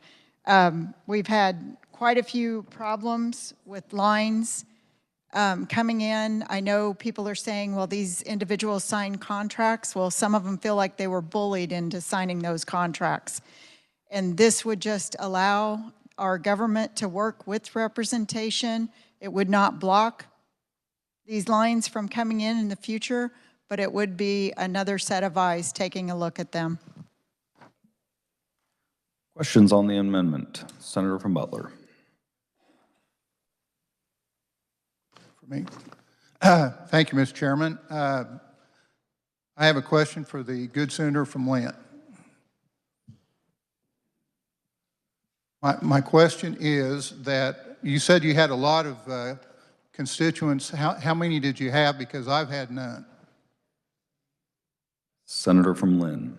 Thank you, Mr. Chairman. Well, I would say the good senator doesn't have one of those high voltage lines going, high impact lines coming through his district then, because I've had individuals from Coffee County, from Bourbon County, from Allen County, from Barton County, which is not in my district. I'll keep going. I've talked to people in the northern part of the state, Marshall County. In fact, I was invited to a meeting in Great Bend, Kansas. There was over 200 people at that meeting, and they said it was less than what had been at the previous meetings. So this is an issue that is impacting our constituents. Senator from Butler. Mr. Chairman, another question. I think that I would find this a unfavorable amendment. My reason for that would be unintended consequences, costs, this type of thing coming this late in the session. I think that this issue should be addressed in committee. Opponents should be there to review that. And with that, like I say, I oppose this. Further questions? Senator from Douglas, Senator Francisco. Thank you, Mr. Chair. I agree with the senator from Butler, but my question for the senator from Lynn would be, how would this work with the planning process through our Southwest Power Pool? Senator from Lynn. I'm sorry, could she repeat the question? Senator from Douglas. Thank you, Mr. Chair. How would this work with the process that we have through our Southwest Power Pool? Senator from Lynn. Thank you, Mr. Chairman. It would not impact that process. What this does is just adds another step. It adds a prior step in the fact that the legislature would have to approve before the KCC could move forward. And I would let the body know that I did introduce this as a bill. It has been sitting in the Utility Committee. Senator from Douglas. Thank you, Mr. Chair. So I'm hoping that we do, because that bill is still alive, have an opportunity to look at this and get more comments from the KCC and comments from constituents. I will say that the underlying bill extends the time so that there is an opportunity for the public to have more time to review the siting. And in fact, I believe there was a particular situation where citizens and property owners came and said, we'd like you to look at this alternative route. The KCC agreed, but in fact, our current timeline restricted that ability. So they withdrew that request and filed a new request. So I think this change that we're making now is there so that there's more opportunity for input. But I think that input needs to be from the public, from the Southwest Power Pool, from the KCC, until we hear that members of the legislature have a better idea of how to transmit electricity. Further questions for the senator from Lynn? Senator, seeing no further questions, you may close. Thank you, Mr. Chairman. We're up here to represent our constituents. So I do think that the legislature would be a good check and balance on this. In fact, I called the KCC trying to work with them this fall, and one of the personnel made a comment that it was basically that our input wasn't going to be considered. And so I thought, you know what, I'll just bring a bill. And I did.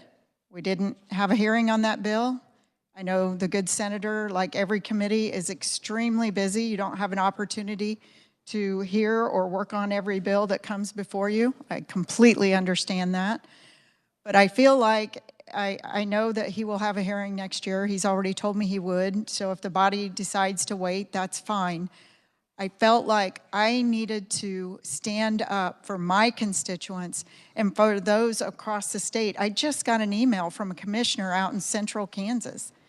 They are desperate on this issue. This does not fix the grain belt issue, but what it does is going forward, the legislature would have some input before a massive project like that is even considered. There is no way the legislature would have signed off on a 5-mile power line going across the top of Kansas, the northern counties, all the way cutting down to central Kansas, all the way down to southwest Kansas. Can you imagine a 5-mile line going across that radius? Well, the KCC signed off on this. Why wouldn't you want the legislature taking a look at that and questioning? 5 miles would wipe out towns. With that, Mr. Chairman, I close on my amendment. You've heard the motion to approve the amendment. All those in favor signify by saying aye. Opposed, no. No. The noes appear to have it. Division's been called for. All those in favor, please stand.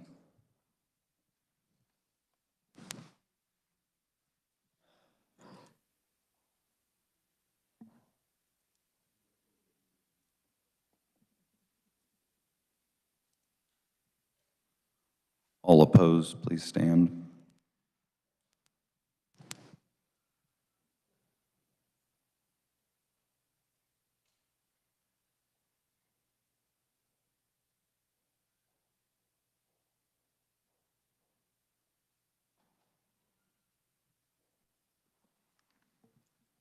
On a vote of 8 in favor to 22 opposed, the motion fails. We're back on the bill. Further questions for the senator from Butler? Seeing none, Senator, you may close.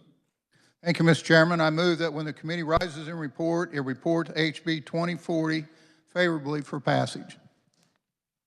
You've heard the motion. All those in favor signify by saying aye. Opposed, no. Motion carries. Turning our attention now to House Bill 2050. The chair recognizes the senator from Shawnee, Senator Dietrich, to explain the bill and adopt the committee report. Thank you, Mr. Chair. I move we adopt the committee report. You've heard the motion. All those in favor signify by saying aye. Opposed, no. Motion carries. Please continue. Thank you, Mr. Chair. House Bill 2050 amends multiple statutes that govern fees within Chapter 40 of the Kansas statutes. The amended statutes concern mostly fees pertaining to applications, filings, licensure renewals, certificates of authority, and other fees. It grants the commissioner the flexibility to lower more than 100 statutorily set fees. This bill requires the commissioner to publish those fees for the following year in the Kansas Register by December 1st, so that all those regulated entities have time to plan their budgets for the next year. The bill would set that current fee that you see now as the ceiling or maximum that can be charged. This bill also eliminates the annual appointment renewal fee, $2 for in-state and $5 for out-of-state, that insurance companies pay annually per insurance agent selling policies on their behalf in the state of Kansas. For initial appointments, the appointment fee is going to remain unchanged. This bill will make the Department of Insurance more efficient and lessen the financial cost of doing business in Kansas, so it's kind of a win-win. The only proponent, of course, was the Kansas Department of Insurance. There were no opponents, there were no neutrals. We did amend the bill. In FI&I, we amended it to change the enactment date and to clarify language that there is a one-time fee for each newly certified agent, and the fee shall not be, or the fee shall be non-recurrent and constitute the only appointment fee charged for the duration of the newly certified agent's employment with that appointing company. So in simple language, that means when you apply for your license, you have a one-time charge, but if you should leave that company and go to another company, you would have another appointment fee that would be charged to you because it's not the same appointing agency. I'm not sure I made that any clearer, but I tried. There's no fiscal impact to the state, and the Department of Insurance may have a reduction in their revenue, but it would not alter their operations at all. The House passed this bill unanimously. The Senate had a companion bill, Senate Bill 24. It also passed our chamber unanimously. Mr. Chair, I'll stand for questions. Questions for the senator from Shawnee? Seeing none, Senator, you may close. Thank you very much. I move that when the committee rises and report, it report House Bill 2050 favorably for passage. You've heard the motion. All those in favor signify by saying aye. Opposed, no. Motion carries. We'll turn now to House Bill 2284. Carrying House Bill 2284, the chair recognizes the senator from Finney, Senator Clifford, to explain the bill. Thank you, Mr. Chairman. House Bill 2284 addresses the Medicaid Managed Care Organization selection process at the request of the Bob Bethel Joint Committee on CanCare Oversight. As you might remember, last summer there was a legal dust-up concerning the fairness and transparency of the process when two RFP submitters tied for third place. The bill directs Department of Administration by July 1st, 2026 to develop a process, written policies for the process, a tie-breaking process. It prohibits record destruction and requires transparency with the legislature, consistent with state law.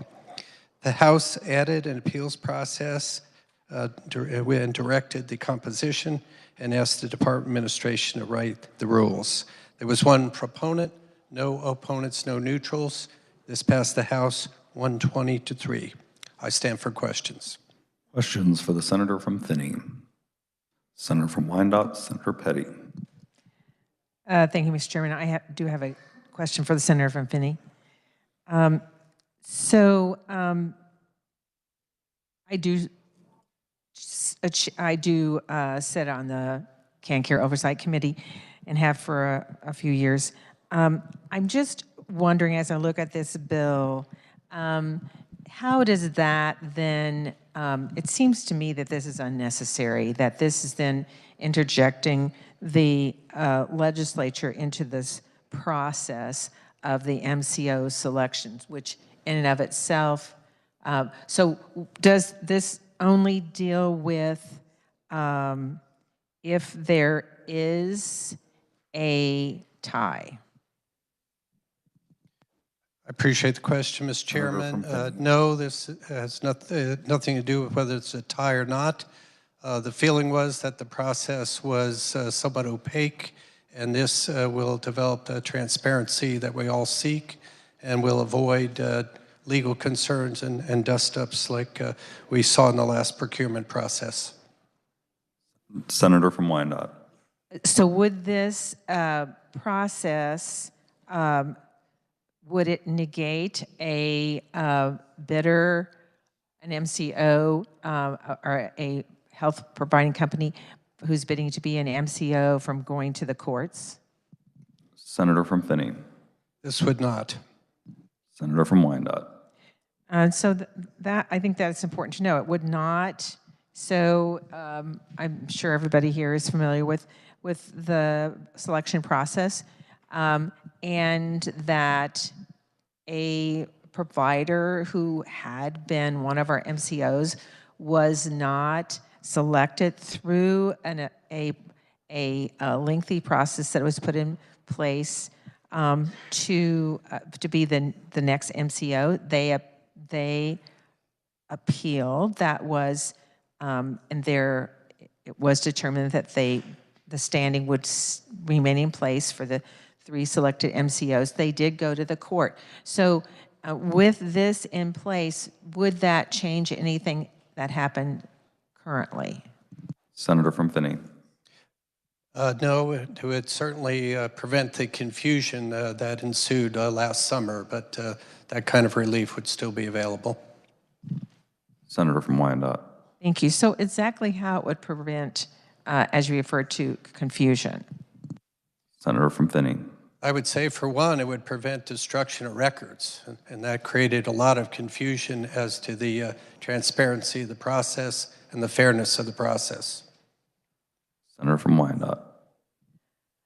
So that I think that is an interesting point. So you have a committee that's in place. They have an evaluation process.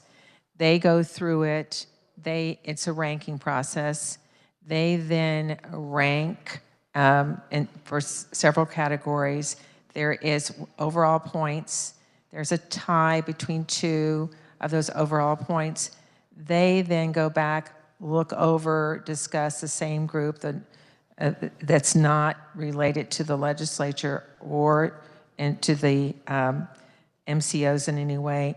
They then evaluate their work and make a decision that they're maintaining their first position of selection. I have a bit of concern that if someone else comes in and looks at evaluation materials, that those are new eyes, they're going to be looked at in a different way. I'm not sure how that improves the process. Could you expand on that? Senator from Finney. Thank you, Mr. Chairman.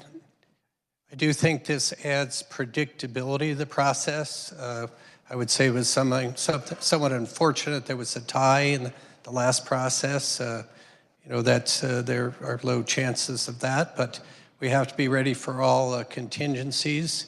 And I think all of these companies who go to great expense to submit RFPs deserve to know the process they are entering. They deserve the transparency, as do we in the legislature, and they deserve the records to be retained in order to support that process and that transparency. Senator from Wyandotte. That issue of the records would mean that new eyes are looking at the notes from the evaluation committee, which changes the whole process. I know there was a lot made about that they were destroyed, but that was the same process that had been used on the previous selection of the MCOs. It was not new for this company company that we were working with. That was not a new procedure. That was the procedure that had been used in the past as well. I think we are inserting ourselves into this process. We have our MCOs. We won't be selecting new MCOs anytime soon, but and hopefully we won't have a tie again. But with this process now, we are inserting the legislature, which could drag out the process and even cause for more confusion. And it does not negate that they would, if there was a tie, or not, because this isn't based, I don't believe, on a tie. Maybe I should ask that question again. Is this based on a tie? Senator from Finney. Mr. Chairman, no, it is not. Senator from Wyandotte. So it's not based on a tie, although it does say in line 14 about adoption of a tie-break procedure. So the appeals process would come into place whether, if I were a healthcare provider, whether I was selected or not. Senator from Finney.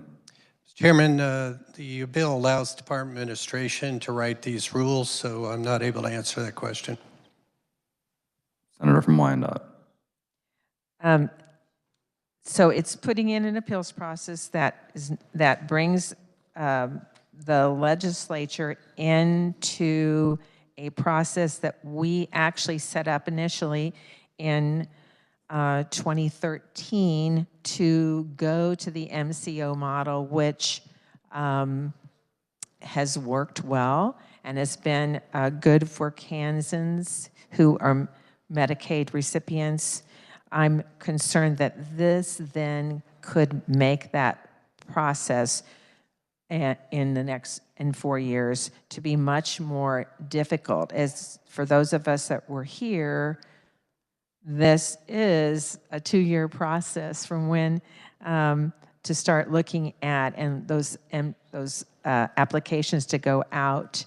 And when we add this appeals, I'm concerned that how that will infringe on the services that our constituents receive through the MCOs. Senator from Johnson, Senator Gossage. Thank you, Mr. Chair. This will in no way infringe upon the services. As you know, I've been chair and vice chair of the Bob Bethel Committee, and this is a request of the committee based upon lots of discussion in committee and questions that could not be answered this last time with the MCO designation. When you have a tie, and it's not, there's no reflection upon either of the MCOs that ended up in the tie, but it became very clear that there was a lack of transparency on how those decisions were made. So the Bob Bethel Committee made a recommendation that there be more transparency. Thank you, Mr. Chair. Further questions for the senator from Finney? Seeing none, Senator, you may close. Thank you, Mr. Chairman. I would remind the body that this is over a $4 billion program, and anytime we're dealing with bees, I do think the legislature deserves to be at least informed. The appeals process in addition, besides Senate President and Speaker, has very equal representation on committee chairs and minority and ranking members, so there is almost disproportionate representation on the appeals committee by the minority party. So I move that when the committee rises and reports, it reports House Bill 2284 favorably for passage. You've heard the motion. All those in favor signify by saying aye. Opposed, no. Motion carries. Turning our attention now to House Bill 2069, the chair recognizes the senator from Johnson, Senator Gossage, to explain the bill and adopt the committee report. Thank you, Mr. Chair. I move we adopt the committee report. You've heard the motion. All those in favor signify by saying aye. Opposed, no. Motion carries. Please continue. Mr. Chair, House Bill 2069 is one of 4 compacts that we received in committee. This one is regarding the school psychologist compact. It was brought to us by the Adjutant General's Office and the Kansas Chamber of Commerce. We also had written testimony for the Kansas Association of School Boards and the Kansas Association of School Psychologists in favor.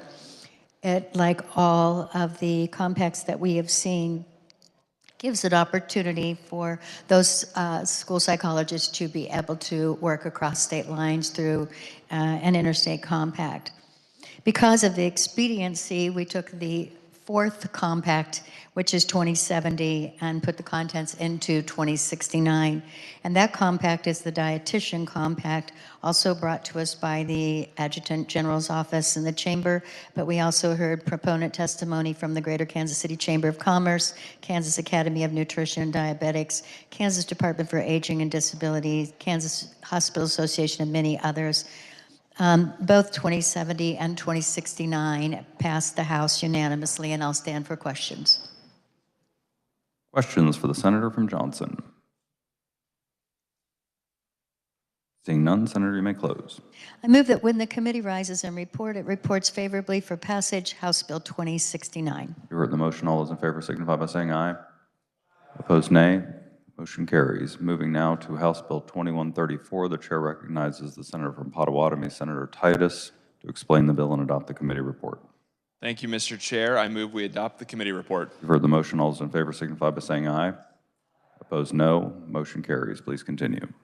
Thank you, Mr. Chair. House Bill 2134 deals with the Kansas Open Records Act. It increases the accessibility of local records by clarifying how local agencies charge for delivering those records to requesters. The bill eliminates confusing language about a per-page copy fee and related staff time, and clarifies that the local agencies may charge for the actual cost to the agency to produce the records. In addition, the bill clarifies that agencies must use a good faith effort to use the lowest hourly rate employee to reasonably necessary to provide review of the records. The bill also requires good faith engagement with requesters to narrow requests when the estimates to retrieve records exceed 5 hours or $200. The bill was also amended by the Senate Committee on Judiciary. We made one change to require the ability to request an itemized request of the fees that are charged of the requester. It doesn't have to go out automatically, but anybody requesting records does have the option to request that itemized invoice. So with that, I would stand for questions. Questions for the senator from Potawatomi? Seeing none, Senator, you may close. Thank you, Mr. Chair. I move that when the committee rises and report HB 2134 favorably for passage. You've heard the motion. All those in favor signify by saying aye. Opposed, nay. Motion carries. Turn our attention now to House Bill 2169. The chair recognizes the senator from Leavenworth, Senator Klemp, to explain the bill and adopt the committee report. Thank you, Mr. Chair. I move we adopt the committee report. You've heard the motion. All those in favor signify by saying aye. Opposed, no. Motion carries. Please continue. Veterans are true heroes who have selfishly dedicated their lives to serving and protecting their country. We have a cleanup bill, House Bill 2169.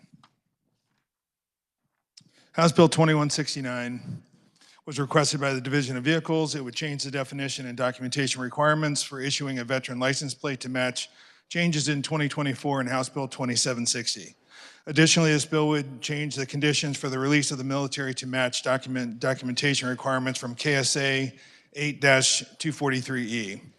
This proposal will make it so that the requirements for getting a veteran designator on a driver's license and getting a military license plate are the same. Finally, the bill would remove the requirements for veterans to submit an application 60 days prior to their registration renewal. This provision is no longer required because license plates are digitally printed. This change would make it easier for veterans who wish to obtain a military license plate, since the definition and documentation requirements would be standard across statute. I stand for questions. Questions for the senator from Leavenworth? Seeing none, Senator, you may close. Thank you, Mr. Chair. I move that when the committee rises and it reports House Bill 2169 favorably for passage. You've heard the motion. All those in favor signify by saying aye. Opposed, no. Motion carries. The chair recognizes the majority leader from Sedgwick, Senator Blasey. Mr. Chairman, I move the committee rise and report progress. You've heard the motion. All those in favor signify by saying aye. Opposed, no. Motion carries.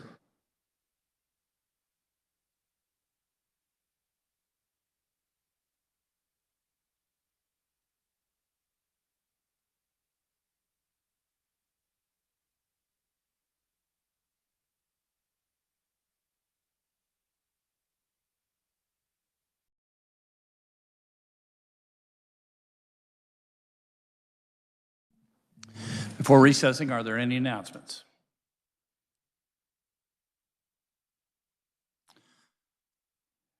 I recognize Senator from Sedgwick, Majority Leader Blasey.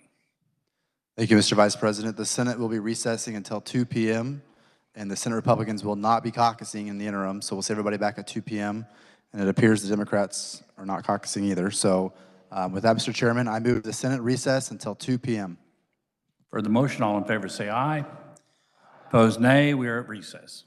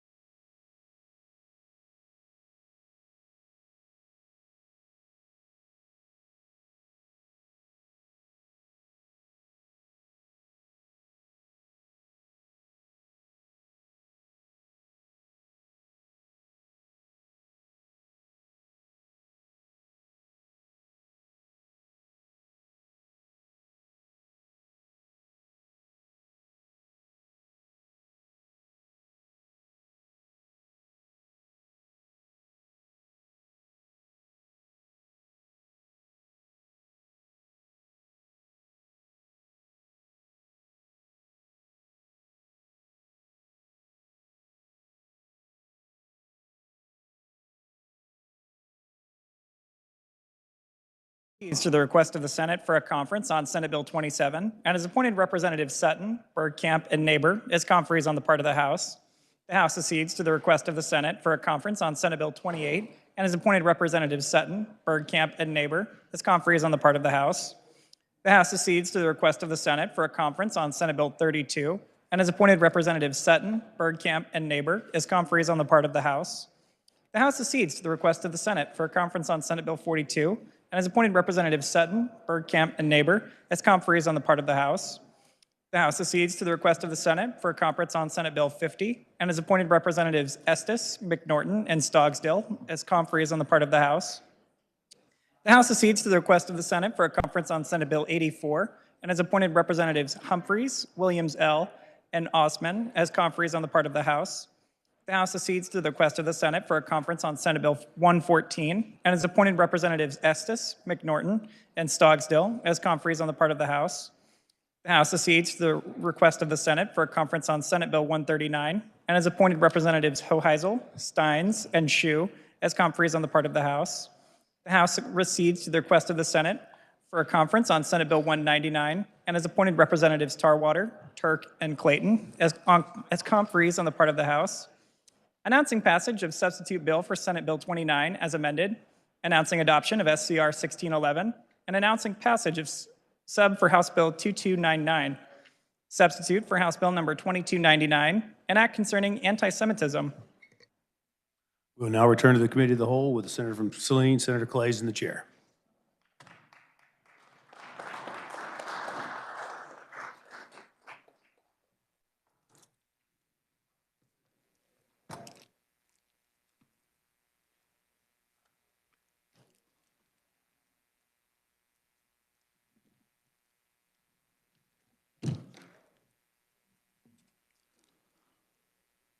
We will now turn our attention to House Bill 2231.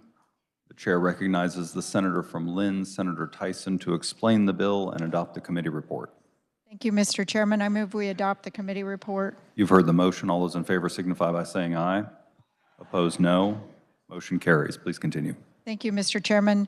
So the House sent us this bill that had, what it would do is increase the head of household deduction by another individual, another $2,320. And that had been going on with the Department of Revenue. They just want to codify it in statute. And it would also increase the 100% disabled military veteran to the same amount, to the $2,320 exemption. The committee made some amendments to this bill, and what we did was we added an increase to the property tax freeze, the Homestead Property Tax Refund Act. We extended it so that the valuation of the property would be $450,000 or below for your 2024 valuation. And then we changed the income amount. Currently, it's $50,000 for the household minus half of your, or adding back half of your Social Security to that income. What we did was we just made it the Kansas adjusted gross income and $80,000 or less for the household. We didn't change any other parameters in the program. With that, I'd stand for questions. Questions for the senator from Lynn? Seeing none, Senator, you may close.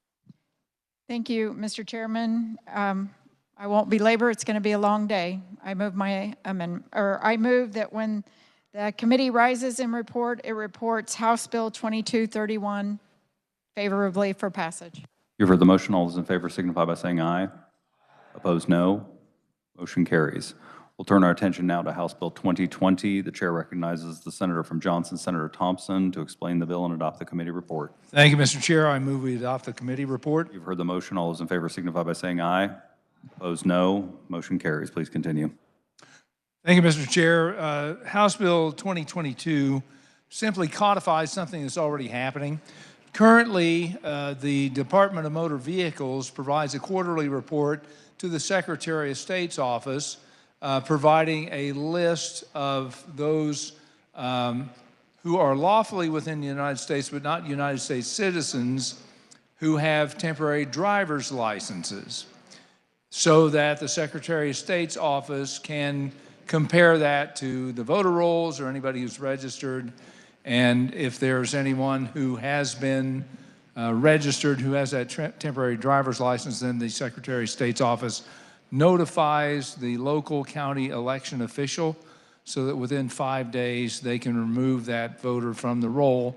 The voter, if they feel like it's in error, does have a process for having reinstatement in case that's they feel like there's a problem.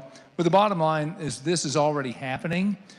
You go back a few years, the Department of Motor Vehicles was not cooperating with the Secretary of State or not providing that information. They have since come to an agreement to do that on a regular basis, but it's not codified in statute. And this is just one way to clean up the voter rolls. It doesn't affect a lot of voters, to be honest. Out of the 30,000 that they've reviewed, it's about 80 people. So it doesn't happen a lot, but it's still a good mechanism to check. And with that, I will stand for questions. Questions for the Senator from Johnson, Senator from Douglas, Senator Francisco. Thank you, Mr. Chair. So I understand one of the amendments that was made in the House makes it clear that the Secretary of State shall compare the lists and then after an investigation, direct the county election officer to remove within 5 business days. So there should be an effort to make sure that we're not confusing names, that we're clear about date of birth and the information. So I just wanted to say I'm pleased that that was part of the bill as the Senate reviewed it. Further questions for the Senator from Johnson, Senator Sykes. Thank you. Just a couple of questions, if you would stand. So this talks about the transfer, and in the past, when similar transfers were made, this had led to identity theft. So what is in place to make sure that Kansas residents are being protected, especially since those Social Security numbers are going to be processed? Senator from Johnson.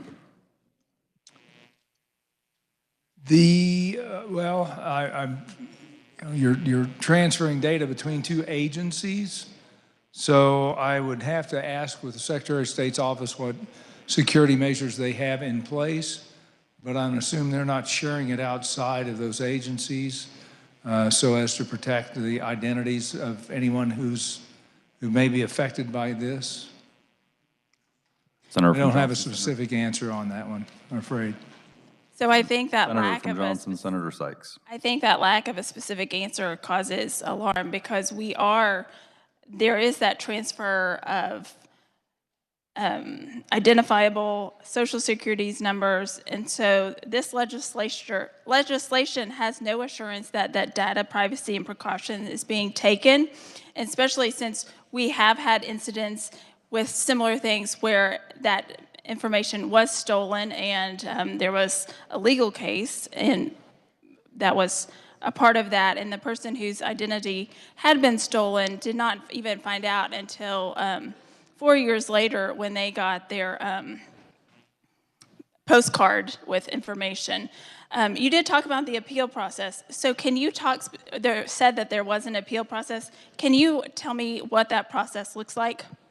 Senator from Johnson, Senator Thompson. Yes, if someone's determined that they're on both rolls, in other words, they have a temporary driver's license and they are on the registration books, the county election official has to notify that person that they're being removed from the voter registration books, and they may be reinstated as a registered voter by providing proof of citizenship.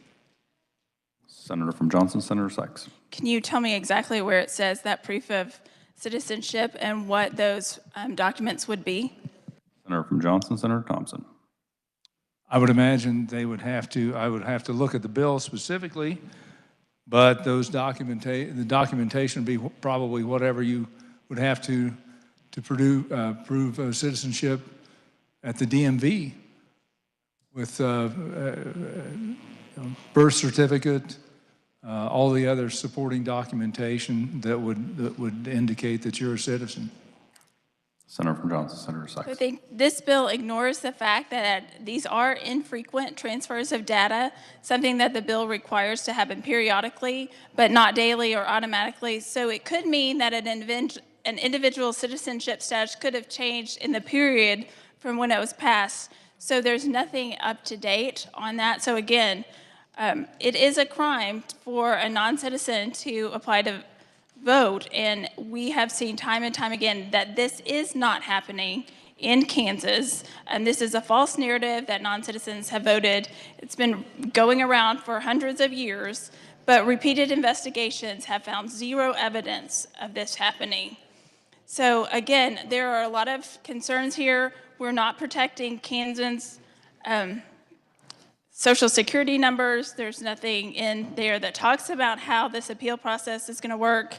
So again, I think this is a solution in search of a problem. Thank you. Further questions for the senator from Johnson?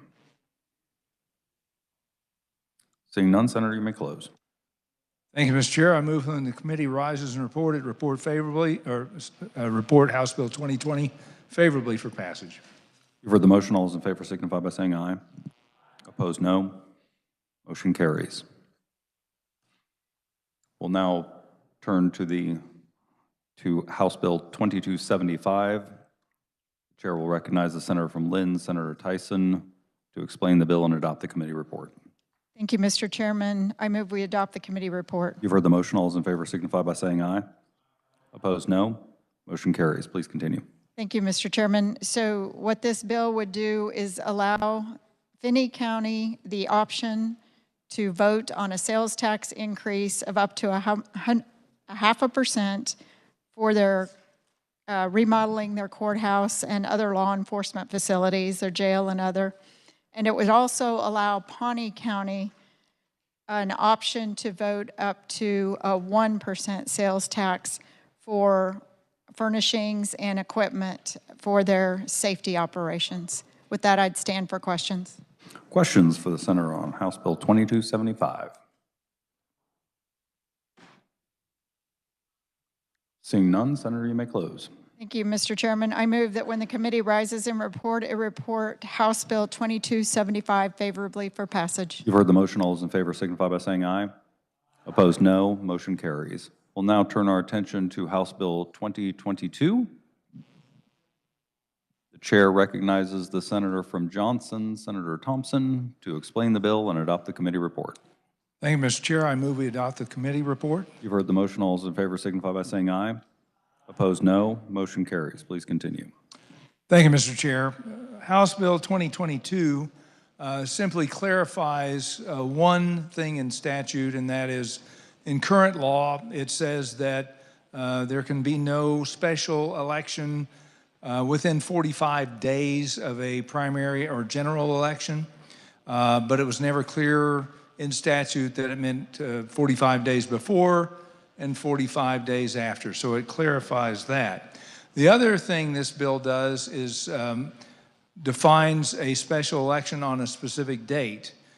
In the committee, we amended to create a special election date of the first Tuesday in April of any year, or on the same day as the general or primary. So you could hold a special election on any one of those three dates. This came about because in some areas, and specifically down in Sedgwick County, they've had a situation where they've had a number of different special bond elections, school elections, things of that nature at various dates, and it was creating an enormous cost to the county and confusion to the voters. So this just requires that special elections be on one specific date, or one of those three dates, and adds that first Tuesday in April as one of the dates that can be used for special elections. And that is basically it. I will stand for questions. Questions for the senator from Johnson, senator from Miami, Senator Shane. Thank you, Mr. Chair. I have an amendment. It has been turned in, and the amendment number is 2012. Distribute the amendment. Would you prefer to explain or have it read? Thank you, Mr. Chair. I will go ahead and explain the amendment.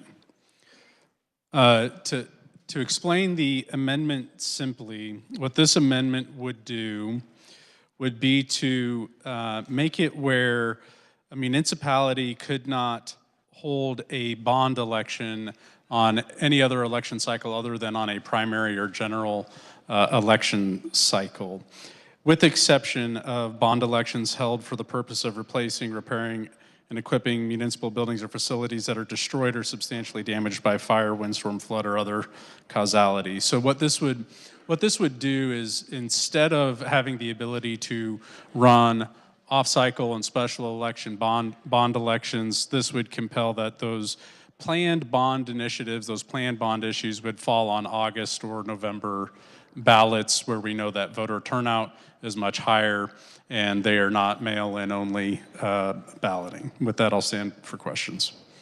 Questions on the amendment? Senator from Wyandotte, Senator Petty. Thank you, Mr. Chairman. I do have a question for the carrier of the amendment. So your amendment then is specific to only, I'm looking at it, school bond elections, was this correct? Senator from Miami. Thank you, Mr. Chair. The answer is that it would be anything that falls under that definition of municipality. So it would include school districts, but is not only school districts. Senator from Wyandotte. And can you explain to me how this, so did this amendment, was this brought up in committee when House Bill 2022 was being worked? Senator from Miami. I do not serve on those committees. I would not be able to answer that question. Senator from Wyandotte. Okay, so that would be a no. There are, within this bill that we're currently looking at, that you've offered an amendment on, this is putting in a timeline specifically for special elections. Now you are even narrowing that window for special elections by this amendment. Would that be correct? For bonds, yes. Senator from Wyandotte. I'm sorry, I didn't quite catch that answer. Senator from Miami. For bond elections, yes. Senator from Wyandotte. Thank you, but you are narrowing the window for special elections that this bill already was addressing. Senator from Miami. Correct. Senator from Wyandotte. So I personally was already having some concern about the restrictions. I know there is some election commissioners are supportive of this, but this bill, Senate Bill or House Bill 2022, already does that. With this amendment, that even narrows it more. And I know when it comes to school bond elections, for example, or any bond election, there is a process that is already in place. One, to educate the public, to provide forums for them to receive that information, and then a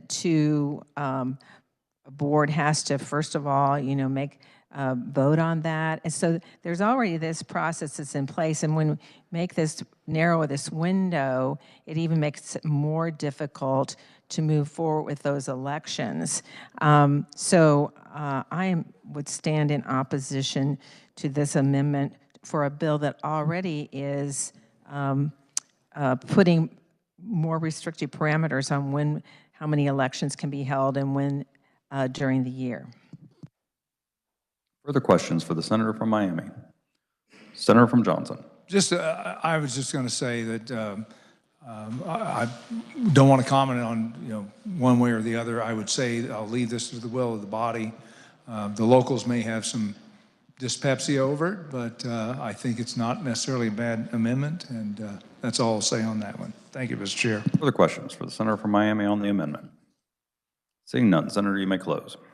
Thank you, Mr. Chair. I think that this is an important amendment. This is actually an issue that I was looking at for legislation.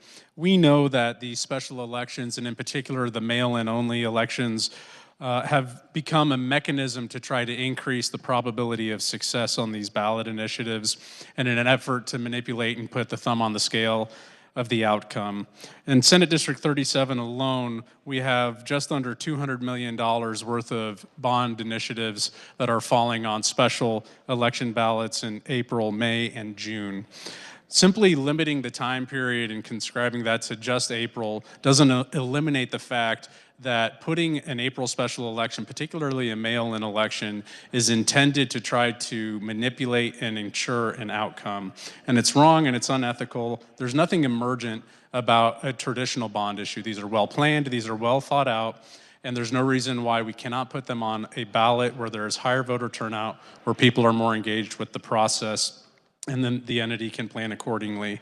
I'll go ahead and use the note on KASB, the Kansas Association of School Boards opposition that was stated in the Senate Committee on Federal and State Affairs, where it says, quote, and this is from the supplemental note, KASB would oppose any amendment that would specify an arbitrary date because school districts should have the flexibility to schedule special elections to maximize their effectiveness.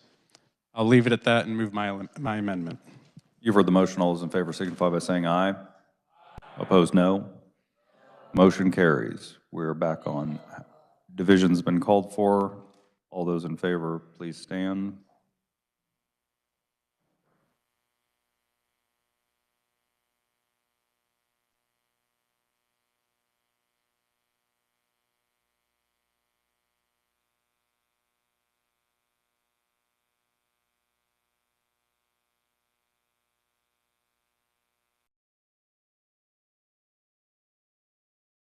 All those opposed, please stand.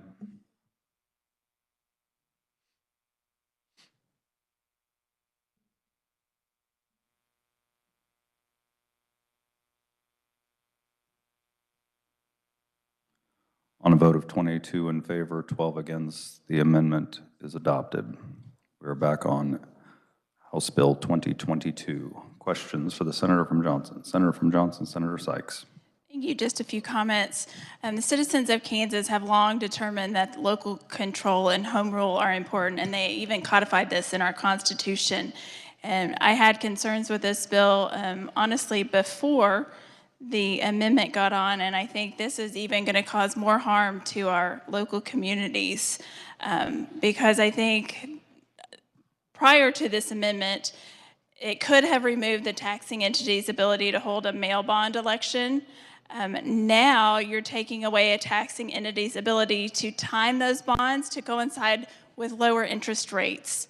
It also could postpone or the approval of critical funding measures such as construction or new facilities or infrastructure projects that are voted on by the citizens. So it's really just reducing the flexibility in emergent needs and eliminating the ability for our local government to respond swiftly. Again, they are elected officials, and I truly believe that those closest to the voters, and these are the ones they're bringing these to special elections and mail ballots, and we are taking away that ability. And I think specifically in the communities that I represent, they appreciate their local government. And if you look at my cities that I represent, we have very high favorables of those communities. They feel like those tax dollars have been applied very well. Currently, Lenexa, we have a mail ballot that's out there, but they're using the time, they're looking at what is the best way to meet the needs of the citizens of that community. And if this goes into law, it's going to deteriorate that local control and abilities for those communities to make the most responsible and fiscally conservative and responsible decisions. Further questions for the Senator from Johnson. Senator from Sedgwick, Senator Faustido. Thank you, Mr. Chairman. Not really a question, a comment. So originally, I had concerns about the legislation, although even though some of the conferees listed who were in opposition, I for the original bill that the senator from Johnson described, I was somewhat supportive, especially with my election commissioner in Sedgwick County. I spoke with her, and she was totally supportive of the original bill. Mr. Chairman, I just want to say this too. The senator that brought the amendment, I somewhat disagree with some of the comments. Vote by mail, Mr. Chairman, if you recall, became very popular during COVID. I'm offended if one thinks that vote by mail is to gain advantage in an election, Mr. Chairman. And then, we have become a society who we want convenience, DoorDash, etc. And so individuals just started voting by mail, but it became popular during COVID. Mr. Chairman, just for the record, thank you. Further questions on House Bill 2022? Seeing none, Senator, you may close. Thank you much, Mr. Chair. I move that when the committee rises and report, it report House Bill 2022 favorably for passage.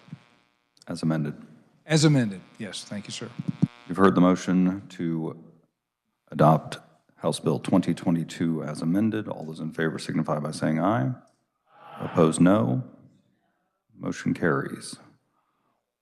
We'll now turn our attention to House Bill 2289. The chair recognizes the senator from Sedgwick, Senator Peterson, to explain the bill and adopt the committee report. Thank you, Mr. Chair. I move we adopt the committee report. You've heard the motion. All those in favor signify by saying aye. Aye. Opposed, no. Motion carries. Please continue.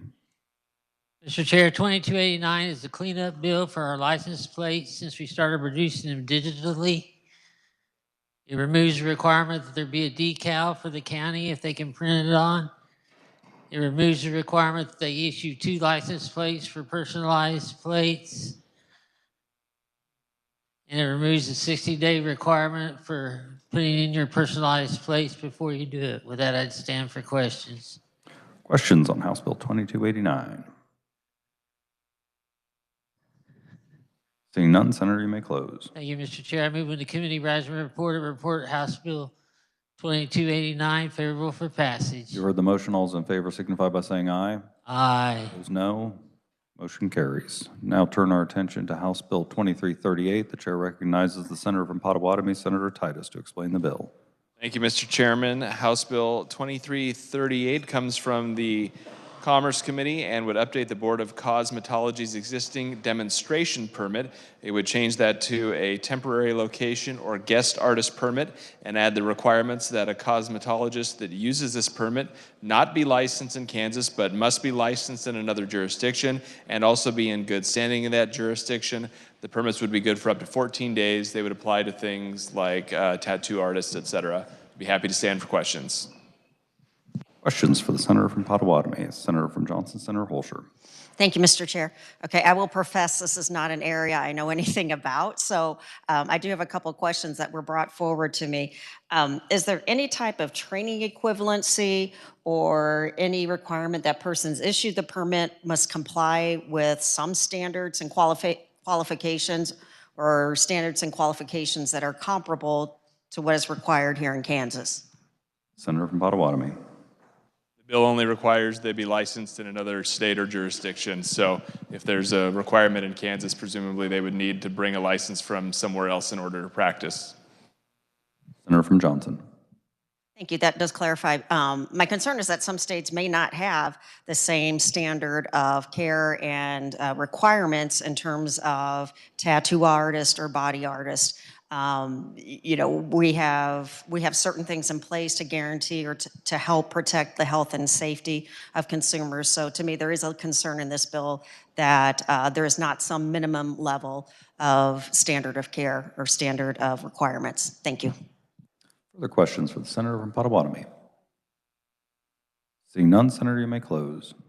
Thank you, Mr. Chair. I move that when the committee rises and reports, It reports HB 2338 favorably for passage. You've heard the motion. All those in favor signify by saying aye.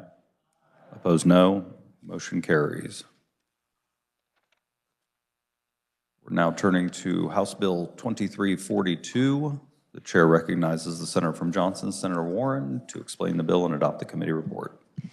Thank you, Mr. Chair. I move we adopt the committee report. You've heard the motion. All those in favor signify by saying aye. Opposed, no. Motion carries. Please continue.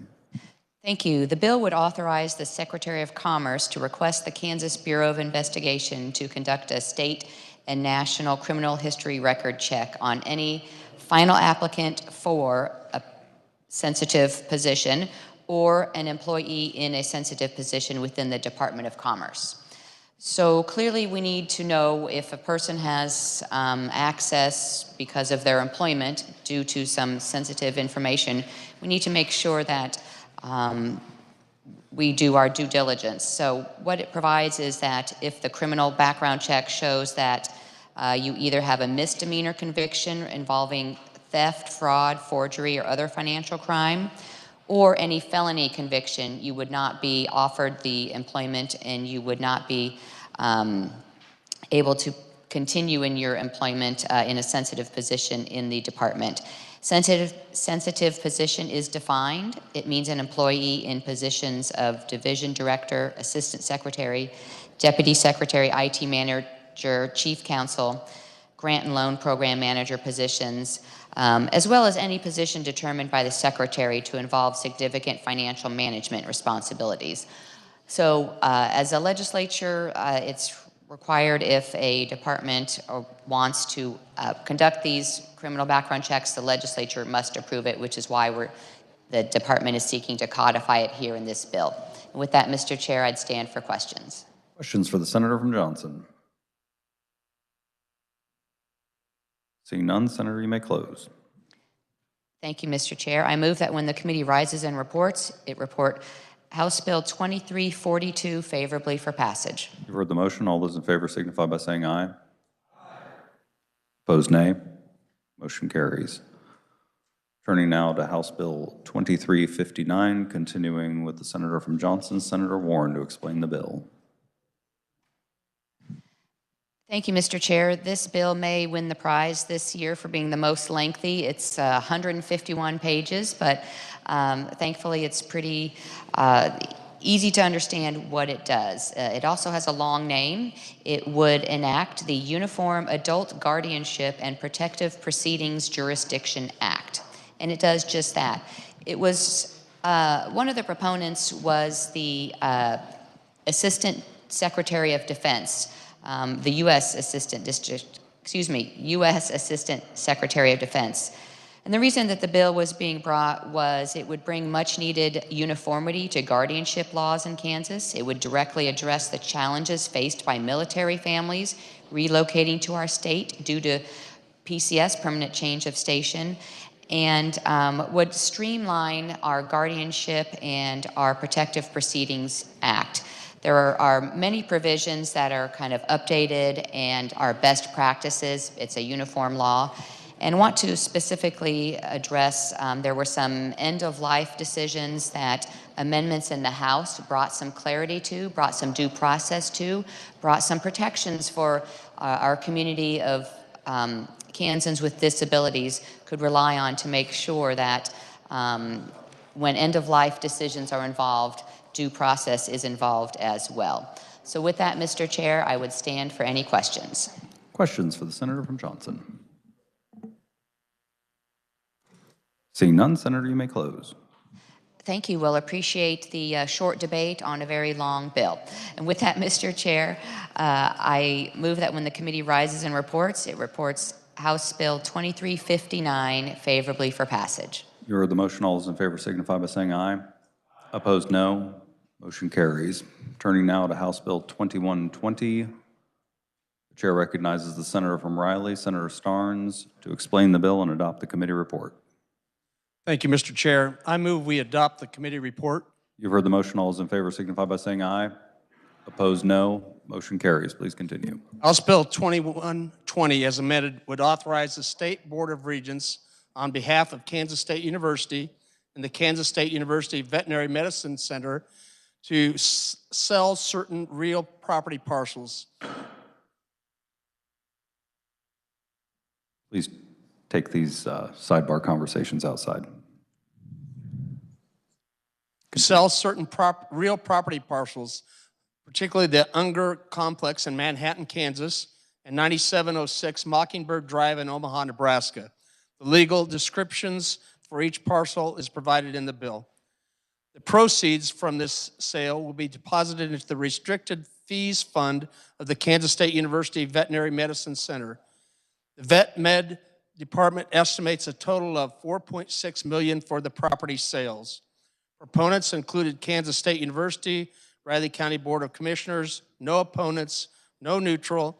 It passed the House 118-0, and I stand for questions.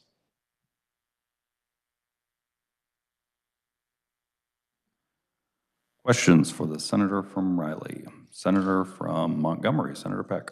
Thank you, Mr. Chairman. I just thought I would step up briefly. I had mentioned in the caucus earlier about where the proceeds of the sale would go. I was under the impression that the proceeds of the sale should go by statute to the Capers Trust Fund. And then I found out later that I was incorrect. We had changed that in 2022 to where proceeds from such a sale of property no longer go to the trust fund and they can go other places. So I just thought for the benefit of my Republican colleagues, I would let that be known that I was wrong. Not going to say that very often in caucus, and I had actually contacted for an amendment, but I'm not going to offer that amendment because legislature has already spoken that we no longer feel like we need to put proceeds from sale of property into a trust fund. Thank you, Mr. Chairman. Further questions for the senator from Riley? Seeing none, Senator, you may close. I appreciate the comments from the senator in the melon-colored jacket, and I move that when the committee rises and report House Bill 2120 as amended favorably for passage.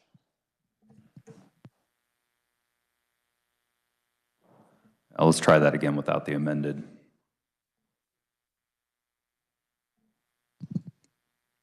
I move that when the committee rises and report House Bill 2120 as amended favorably for passage. Without the amended, we did not amend it. Without the amended, I'm sorry. I move that when the committee rises and reports House Bill 2120 favorably for passage. You've heard the motion. All those in favor signify by saying aye. Opposed, no. Motion carries. Moving now to House Bill 2033. The chair recognizes the senator from Johnson, Senator Rose, to explain the bill. I move we adopt the committee report? No. Okay. House Bill 2033 would amend current statute to add nonprofit organizations accredited by the International Multisensory Structured Language Education Council, hereinafter referred to as IMS-LEC, to the list of approved at-risk educational programs that are eligible to receive distributions from school districts' at-risk education funds. IMS-LEC has a rigorous accreditation process, and the program is highly effective at training educators to teach reading, writing, and spelling. The work they are doing to train teachers throughout Kansas to improve the educational outcomes for those with dyslexia is having a tremendous impact on education outcomes in many Kansas communities. One nonprofit organization this will directly impact is Phillips Fundamental Learning Center in Wichita, Kansas. Phillips Fundamental Learning Center has several teachers who are certified in alphabetic phonics, a learning method that uses visual, auditory, and kinesthetic methods to teach students the English language. According to the National Council on Teacher Quality, only 1/4 of the teachers entering our nation's classrooms are prepared to teach children to read. A wide variation in teacher preparation programs means most teachers currently in classrooms today have not received training in structured literacy at the level necessary to teach all children to read. This bill will allow these certified teachers to expand their effective methods and programs in Kansas. This bill is a necessary step to protect existing programs for students with learning and reading disabilities. The bill would have no fiscal effect, and with that, I'm happy to stand for questions. Questions for the senator from Johnson? Senator from Douglas, Senator Francisco. Thank you, Mr. Chair. My question is, how does this fit with our plan for the blueprint for literacy? Senator from Johnson. The blueprint for literacy is not scheduled to take effect until 2030. I believe the principles are very similar, but what's nice about this amendment is that it will equip teachers to teach students how to read today rather than 5 years from now. Senator from Douglas. Thank you, Mr. Chair. I may then have misunderstood because I thought the point of the blueprint for literacy was to make sure our universities were trained to teach teachers. And it seems like that was such an important direction for the state to take. So I would very much like to see that these efforts would be coordinated. And then I think the other concern is this, or question is, this is being added to the list of at-risk eligible programs? Senator from Johnson. That is correct. Senator from Douglas. Thank you, Mr. Chair. So that list should be in the purview of our State Board of Education. And I think, sometimes during audits, we're asking which programs are effective, what's happening. I would prefer also to see this be part and a request through the State Board of Education rather than having the legislature pick and choose among at-risk programs. Further questions for the senator from Johnson? Senator from Johnson, Senator Sykes. No questions, just a couple of comments. In my short 9 years that I've been in this legislature, at-risk programs and funding, it's like a yo-yo. Sometimes a program is on it, and then we say it's not, and then we've had a couple of 2 post-audits on at-risk programs, and we keep changing the things. We put items in statute and tell our schools to use those programs, and they may or may not be evidence-based, and then we turn around and we yell at our schools for using the programs that we actually put in statute telling them to use because they're not on a What Works clearinghouse, or they're not on the list, or they don't have that evidence-based instruction and that evaluation that's needed. So it's nothing against the program. I think the Phillips program could be great, but I do also think that there's a way that this could already be included in at-risk dollars that are used, because we have a list of requirements that's in the bill, but also there's provisional ways so that if a school is using something and they're showing it, they can use that at-risk dollars. So it's not against the program, it's just we keep pulling the rug out from under them, putting a new rug in, pulling that one out, and it's seriously a yo-yo, or maybe it's an abusive relationship that we keep going back to. But we are not setting our schools up for success when every time we turn around and we're changing how they can use these dollars. The carrier of the bill was talking about how this is a great program for all teachers. And I actually agree that this program, from what I've learned about it, it would be great for all teachers. But then they can't use at-risk funding because we have said we cannot use at-risk funding for the regular classroom. So again, we're setting our schools and our teachers up for failure by continuing to change. We're not staying in our lane. We should let the state board be making these decisions. And if it is a program that has success and does have that evidence-based criteria, it will be on the list. So again, nothing against this. I just think we don't need to legislate this. And if you look at our the 2019 at-risk post-audit, the 2023, we continue to change the rules. And this is one more rule change that we are causing more confusion. Senator from Sedgwick, Senator Erickson. Thank you, Mr. Chair. Just a couple of things. A question was made about the blueprint for literacy. This program works beautifully with it. In fact, the director of this center is on the Blueprint for Literacy Advisory Council. So this is part of the solution for our literacy for our kiddos. So we're working hand in hand with a lot of stakeholders at the table. As far as yo-yoing and pulling the rug out from under, this program has been on the at-risk list for a long time. It was under a different name. And somehow the name changed. School districts panicked because this program is highly effective in working with students with dyslexia. And so in trying to work through getting it put back on, there was issues. What this does, it doesn't hurt teachers. It gives them the continuity and stability of a program they've been using, they know works with students with dyslexia. It's just clarifying that any of the programs that have gone through this MSLEC process, which by the way has some of the highest standards you'll find anywhere for teaching kids how to read with literacy, is an appropriate at-risk program, and at-risk funds can be used for it. So just the opposite is true.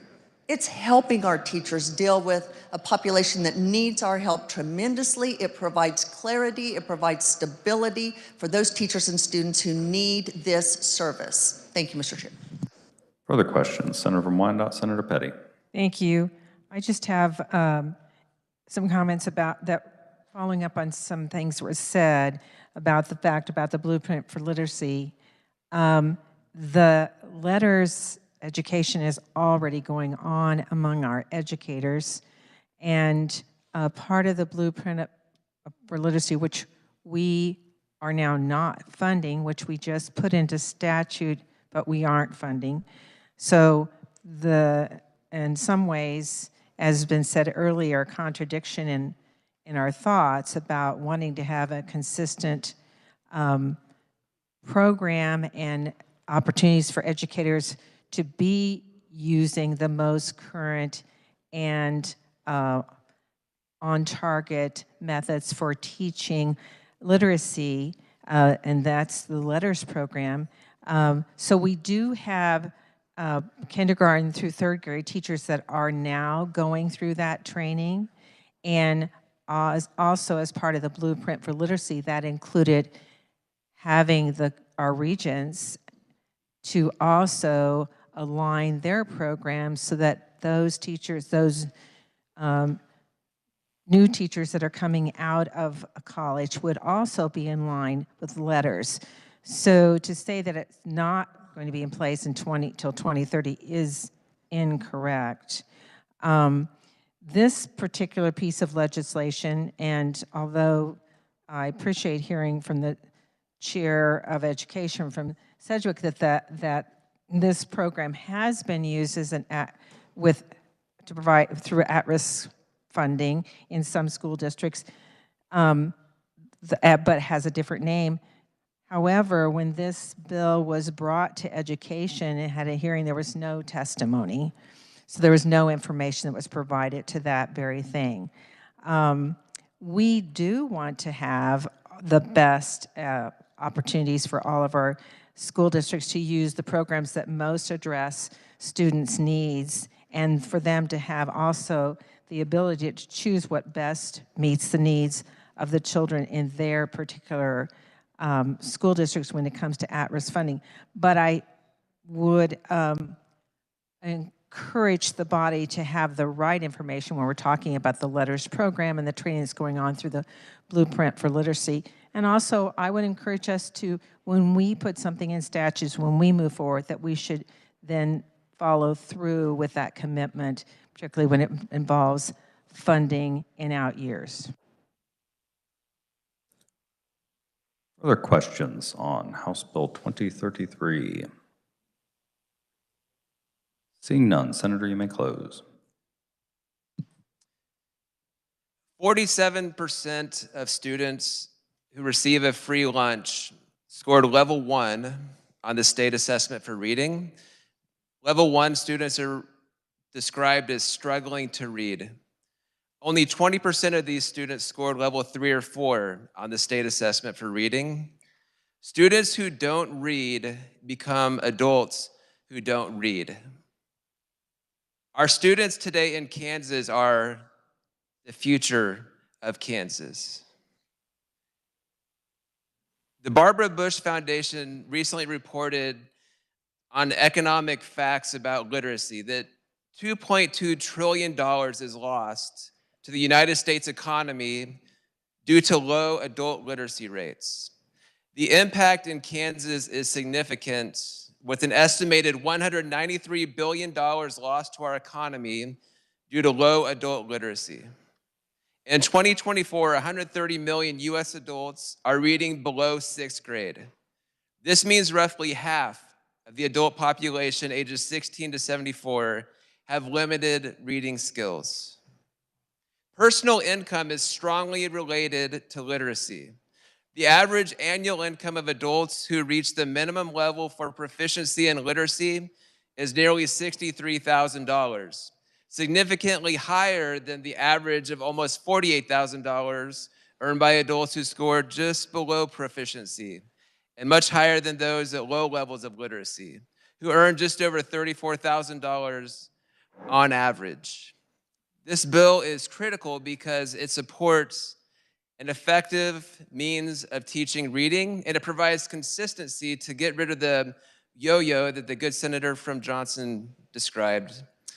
With that, I encourage everybody to vote in favor of this. I move that when the committee rises and reports, it report House Bill 2033 favorably for passage. You've heard the motion. All those in favor signify by saying aye. Opposed, no. Motion carries. Turning now to Senate Bill 231.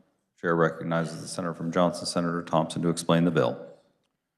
Thank you, Mr. Chair. Senate Bill 231 amends a law regarding the mailing of advance voting applications. You know, a few years ago, there was a problem of outside organizations mailing advance voting applications into the state. Sometimes people were getting multiple advance voting applications, and it wasn't clear whether they were coming from the government or a third-party organization. And so to address the confusion, in 2021, we passed a law that required any third-party organization sending out those advance voting applications to include a distinct disclaimer that says, this is not a government mailing, it's from a private individual or organization, just to make it clear. The problem was that when we passed that bill, the requirements became unnecessarily tedious. We required a 14-point font, and that particular disclaimer was placed on every page, and that including on the outside envelope. So that takes up a lot of space when you're trying to print up these things. It also required the organization to not only say to mail it to the election office, but to include an envelope. So it became very hard for these organizations, even party organizations who were doing this, to comply, and it became extremely costly as well. So Senate Bill 231 does not change the requirements, but makes it a lot easier to comply with. For instance, the disclaimer will only have to be in 10-point font and on one page rather than on every page.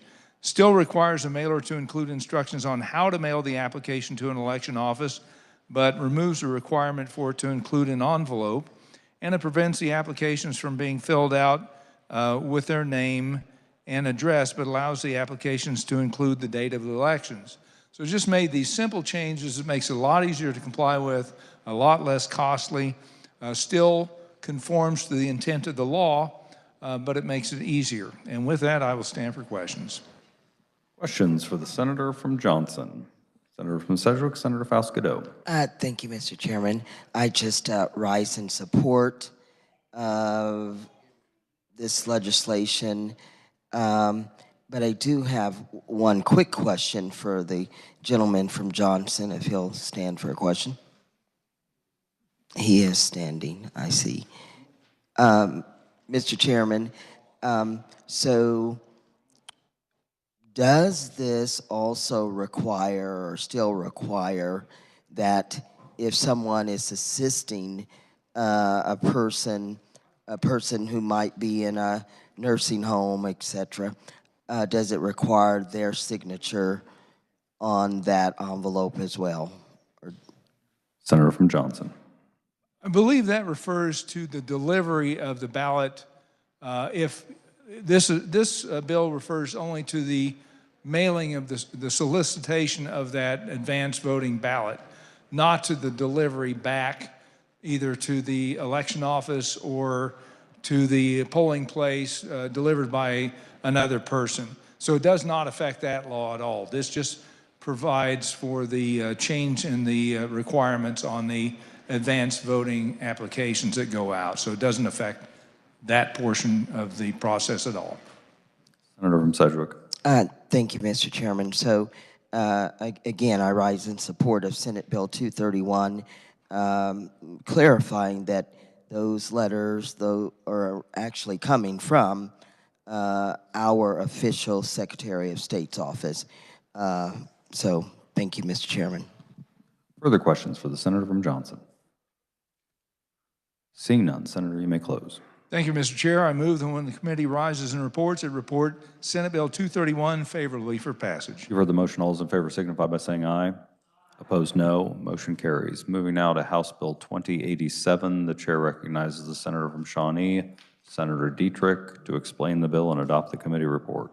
Thank you, Mr. Chair. I move that we adopt the committee report. You've heard the motion. All those in favor signify by saying aye. Opposed, no. Motion carries. Please continue. Thank you. Mr. Chair, I'm going to explain House Bill 2087. It's a bill brought to us by the Kansas Association of Insurance Agents, and it's primarily a cleanup bill that will standardize legal references to non-admitted insurers. Under current law, a vehicle dealer is required to have an approved insurance policy by an insurance carrier authorized to do business in Kansas. This bill would amend current law to allow certain non-admitted insurers to provide motor vehicle liability insurance to motor vehicle dealers. This is not anything new in our statute, except that it does add now vehicle dealers. The bill replaces the phrase insurer not authorized to do business in the state with eligible non-admitted insurer, and would require the commissioner to maintain a list of eligible non-admitted insurers for review. This bill also clarifies that eligibility criteria for non-admitted insurers in Kansas will be compatible with the Federal Non-Admitted and Reinsurance Reform Act. The bill makes changes to capital requirements for such insurers to appear on the list and would remove the $200 filing fee required of such insurers to submit their annual statement for review in order to be included in the commissioner's list. Finally, the bill is going to streamline the eligibility process for non-admitted insurers seeking to do business in Kansas, providing agencies with more options to place high-risk insurance with clients. These non-admitted insurers, just to give you an example, also are often called surplus lines, and they insure things that are hard to insure, like fireworks factories, buildings. They insure buildings against terrorism, things, again, that are very high risk, and they've already been declined by standard insureds. It's very difficult to regulate and price this insurance appropriately. That's why not many regulations exist for them in the state, but they're federally regulated as well. So the proponents were the Kansas Association of Insurance Agents and Chris Leaf General Agency, a wholesale broker in excess and surplus lines in Shawnee Mission, Kansas. There were no opponents, there were no neutrals. And in our committee, we just made a quick amendment to change the publication date to be effective in the Kansas Register.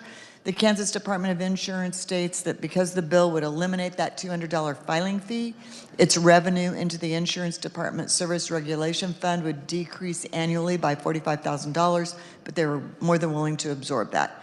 This bill passed the House Committee of the Whole unanimously. So, Mr. Chair, I will stand for questions. Questions on House Bill 2087?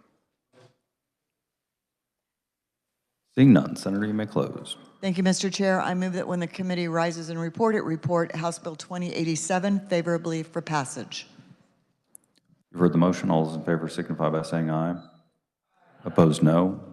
Motion carries. Moving now to House Bill 2016. The chair recognizes the Senator from Johnson, Senator Thompson, to explain the bill and adopt the committee report.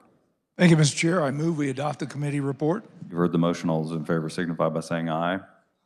Opposed, no. Motion carries. Please continue.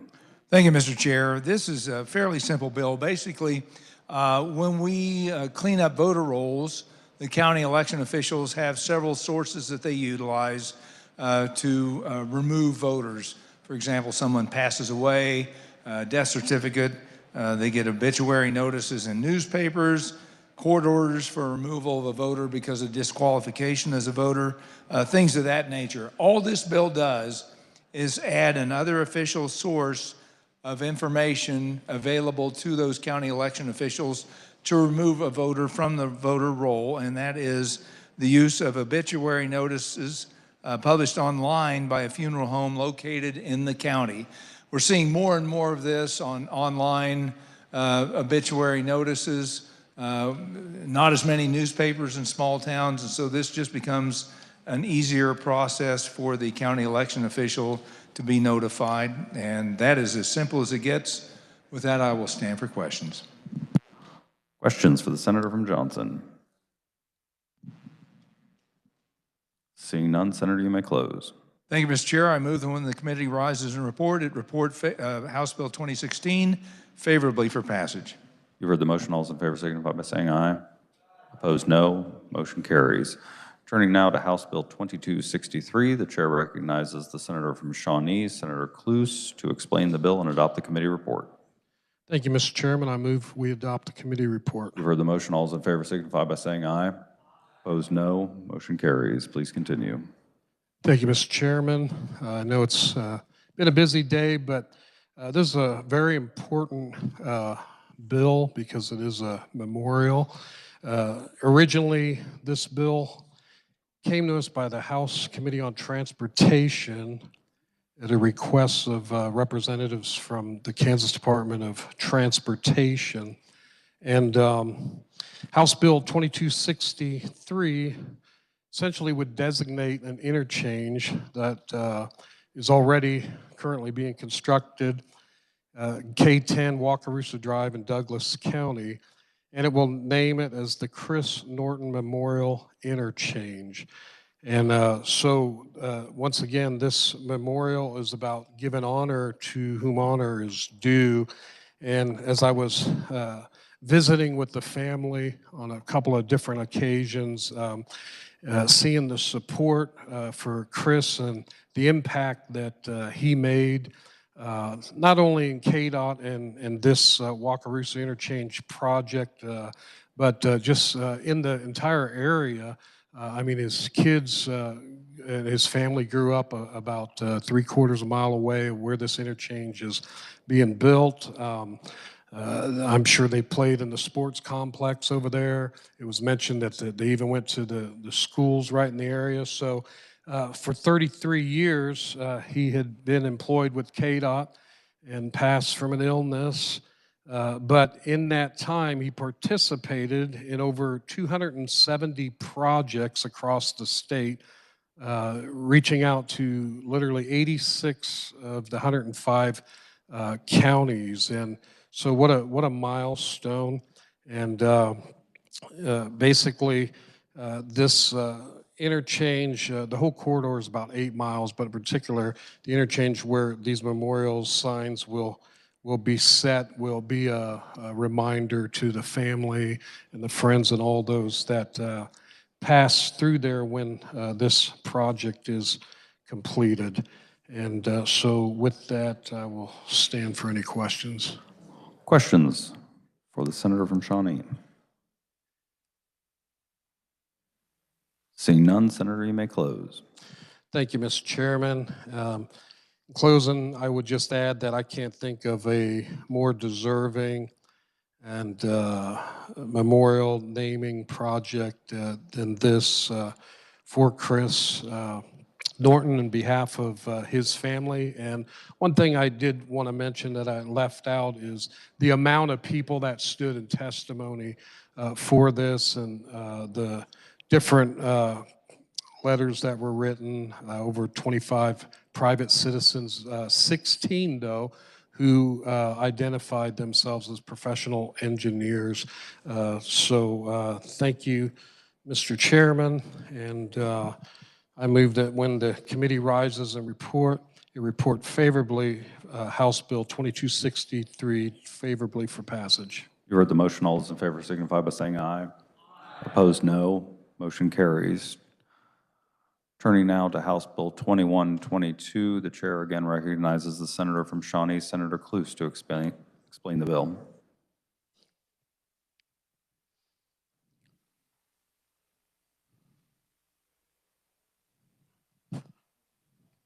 Okay, sorry I missed that, Mr. Chairman. House Bill 2122.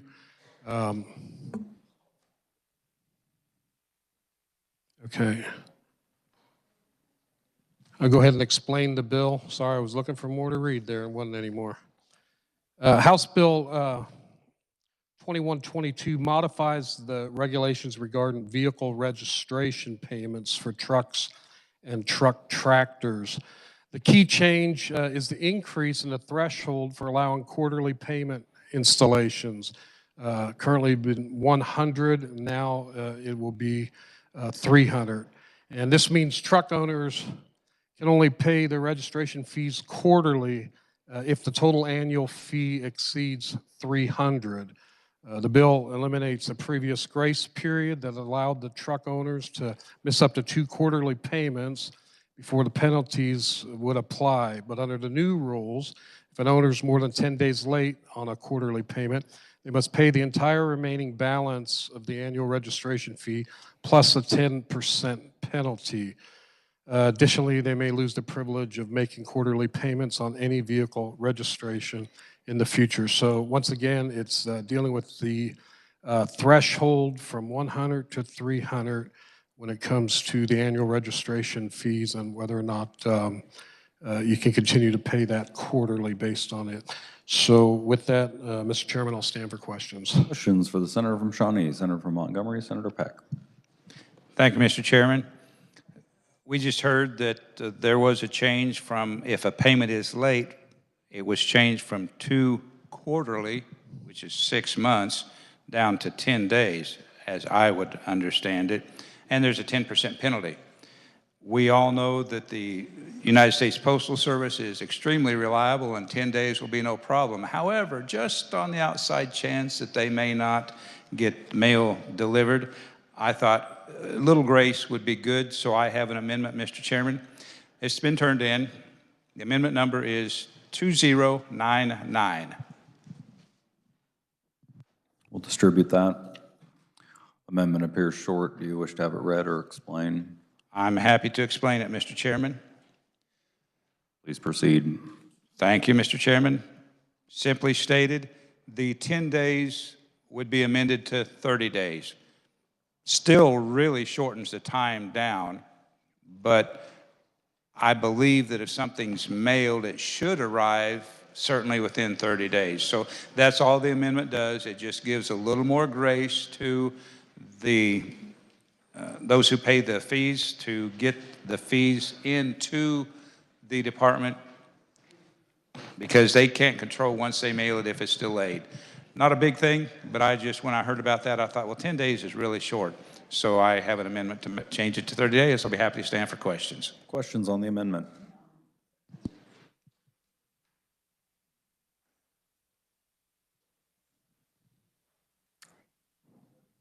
Senator from Shawnee, do you have any comments on the amendment?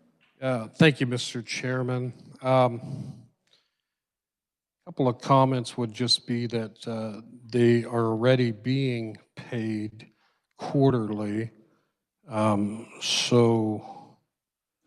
I'm not sure, I think we did talk about this, that it could be paid online, but Mr. Chairman, I think we'll be okay with this amendment and count it friendly. So thank you.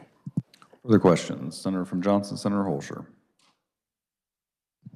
Thank you, Mr. Chair. I just wanted a little clarification. I was still reading this when the senator was explaining his amendment. So is this to allow for more time in case something is being mailed in?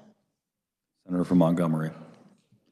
Thank you, Mr. Chairman. That is the intent. that a lot of these, by the way, Mr. Chairman, was just mentioned by the previous speaker that this can be paid online. That's true. If that's the case, then but some people that are a little older that wear melon colored jackets sometimes like to mail things rather than go online and pay them. So this just extends a little bit more grace time to make certain that it arrives if it is indeed mailed. Senator from Johnson.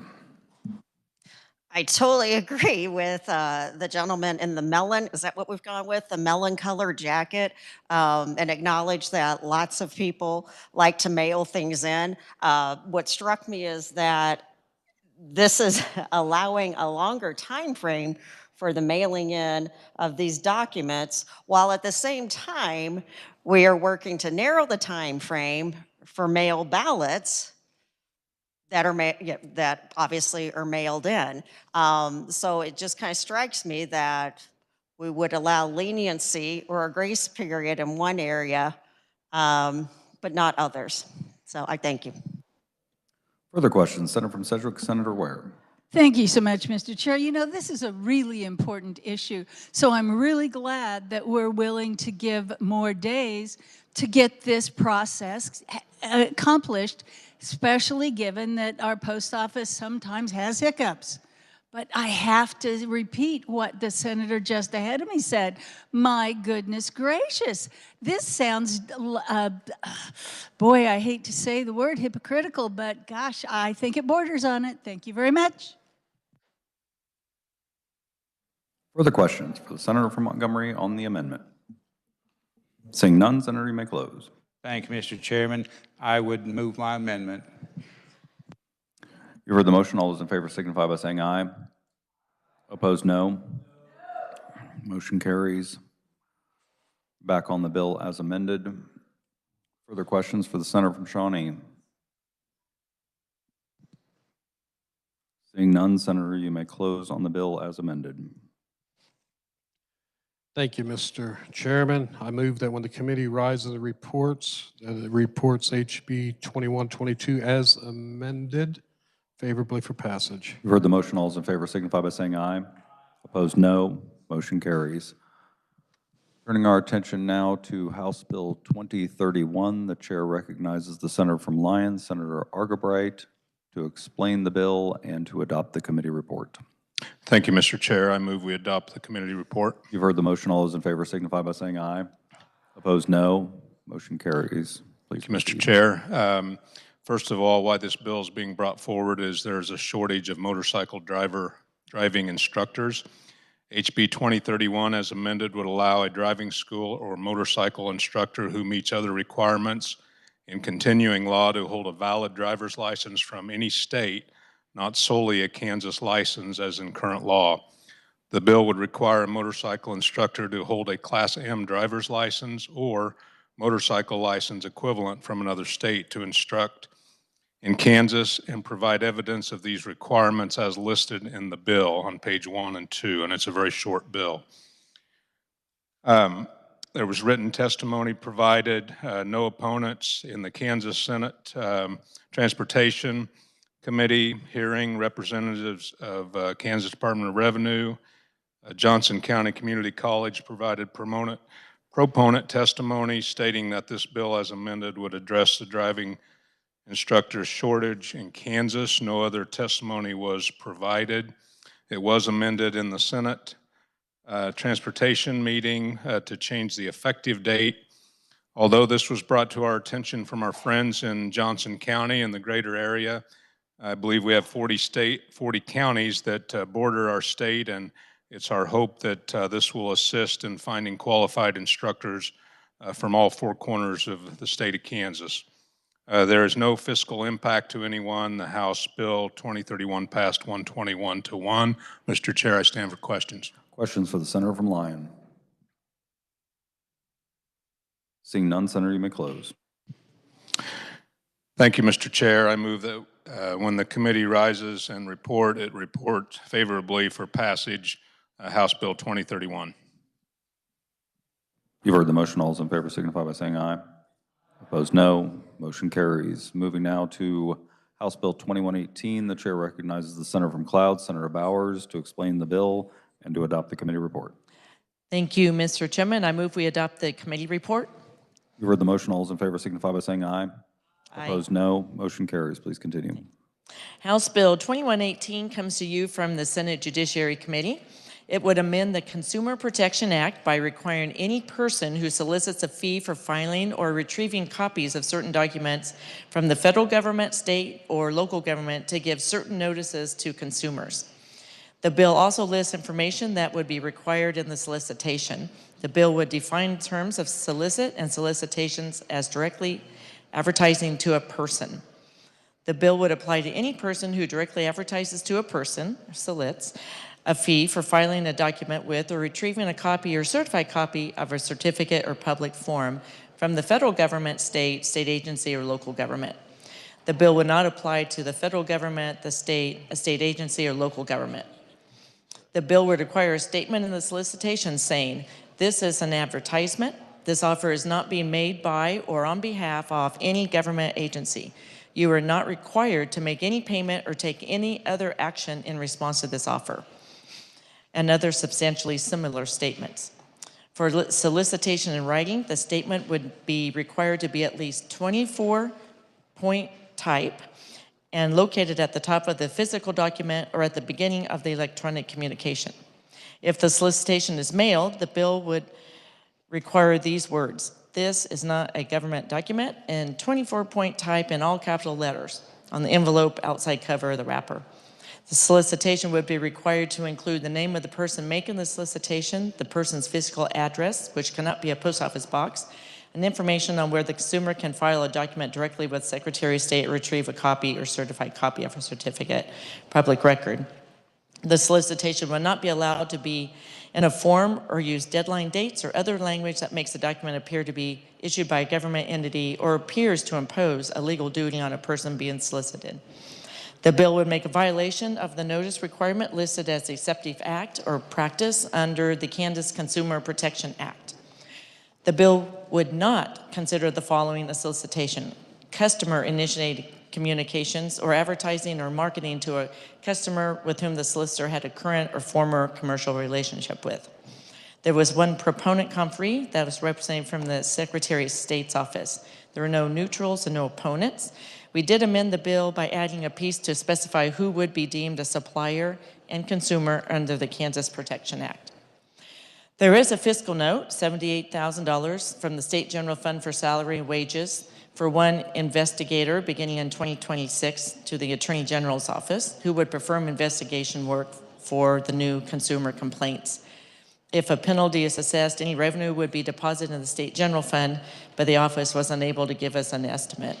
According to the judicial branch, there could be an increase in number of cases filed in district court because it creates a violation that's considered a deceptive act or practice under the Consumer Protection Act. This could cause an increase in the collection of docket fees, fines, and supervision fees that would be deposited into the State General Fund. But they were unable to estimate an amount. With that, Mr. Chairman, I'm ready for questions. I might add the House did pass this at 117-2. Questions for the Senator from Cloud? Seeing none, Senator, you may close. Thank you, Mr. Chairman. I move when the committee raises and reports, it report House Bill 2018 favorable for passage. 2118. 2118? Yes, 2118, yes. You've heard the motion to pass House Bill 2118 favorably. All those in favor signify by saying aye. Opposed, no. Motion carries. Turning our attention now to House Bill 2101, the chair recognizes the senator from Reno, Senator Murphy, to explain the bill. Thank you, Mr. Chairman. House Bill 2101 comes to us in an effort to stop a potential problem. The resolution would establish that if somebody was to come up with a guaranteed income in a city or a county, that it would be prohibited. You say, well, that's not happening, and so we don't need to do it. Well, where I come from, we close the gate before the cows get out. This is not an effort to stop local control. Local control can raise the money locally and do this if they want. The problem is that these cities and these counties do take tax dollars from the federal government and from here in Topeka. And so we do have something to say about that. There was opponent testimony. Like I said, people saying that they don't want to do this sort of thing and prevent people from doing things. We look at it as a matter of if you're going to pay somebody for doing nothing, you're going to make them a slave. And we just don't think that's appropriate. And so with that, I would stand for questions. Questions on House Bill 2101. Senator from Johnson, Senator Holscher. Thank you, Mr. Chair. I do have a question. Tell me again, clarify for me, what problem does this bill solve? It does not solve an existing Senator problem. from Reno. It does not solve an existing problem, but there's a city in Kansas who has talked about doing this, and so this is once again, closing the gate before the cows get out. Senator from Johnson. Okay, so we have one city that has talked about the possibility of doing this. As the good senator mentioned, there was one proponent, OSP, the organization from Florida. We had several opponents who indicated this is reactionary legislation to a non-existent problem. Plus, it pushes aside home rule. One of the opponents, the League of Kansas Municipalities, indicated, quote, there are no cities seriously considering instituting such a program. But I want to go a step further. In regard to these particular programs, can the good senator tell me what research shows about the outcome? Senator from Reno. I have not seen it. Senator from Johnson. Thank you. Interestingly, such programs that have just been talked about but not implemented or seriously considered in Kansas have shown positive impacts on housing and homelessness. Research suggests that these programs provide access to more stable housing. Another positive impact is in regard to food insecurity. Additionally, poverty overall experienced a significant positive impact with these programs. Improvements to both housing and nutrition lifted families out of poverty. Additionally, research shows that early education outcomes also improve for the children who participate with their families in these programs. So I find it very curious that not only would we overstep our boundaries on local control, but these are very pro-family outcomes. So why would we as a legislature go so far to prohibit pro-family programs that lead to self-sufficiency? I'll be voting no. Thank you. Further questions for the senator from Reno? Seeing none, Senator, you may close. Thank you, Chairman. I would just say that there are many programs that already do all those things that the good senator was mentioning. So this does not preclude any of those programs that are ongoing from being stopped or continued. So this is just something that people would be paid for in the future for just sitting there and do nothing, and I just don't think that's appropriate in our republic. And with that, I move when the committee rise and reports that it passes 2101 favorably. You've heard the motion. All those in favor signify by saying aye. Opposed, nay. Motion carries. Moving now to House Bill 2365. The chair recognizes the senator from Johnson, Senator Gossage, to explain the bill and adopt the committee report. Thank you, Mr. Chair. I move we adopt the committee report. You've heard the motion. All those in favor signify by saying aye.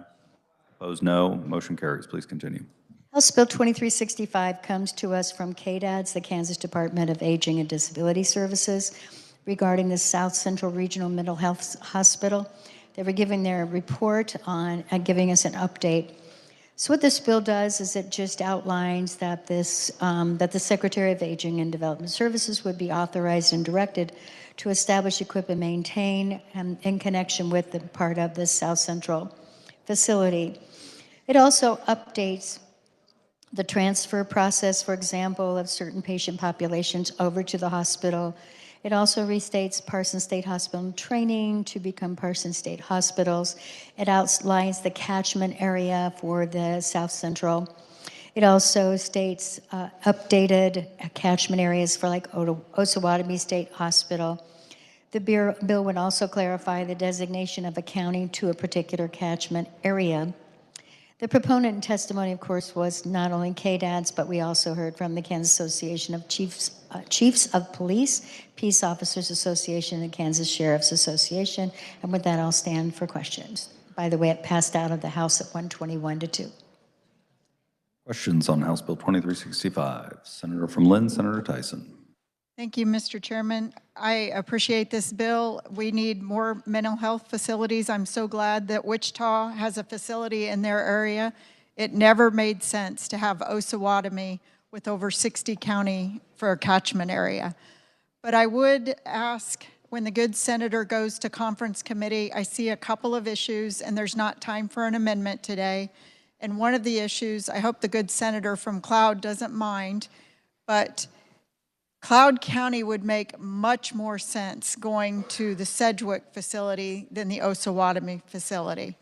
And I would say that there might be a couple other counties that I'm looking at here. Also, Washington County might make much more sense to go to the Wichita facility instead of Osawatomie. I'm trying to make it so it's the best for these patients, for their families, friends. We need to make it the closest facility to their home. So I hope the body would indulge and allow the good senator, when she goes to conference, to make these adjustments in the conference committee. Thank you, Mr. Chairman. Further questions for the senator from Johnson? Seeing none, Senator, you may close. Thank you, Mr. Chair, and that's a very good point, and I would be happy to make that point in the conference committee. I move that when the committee rises and reports, it reports House Bill 2365 favorably for passage. You've heard the motion. All those in favor signify by saying aye. Opposed, no. Motion carries.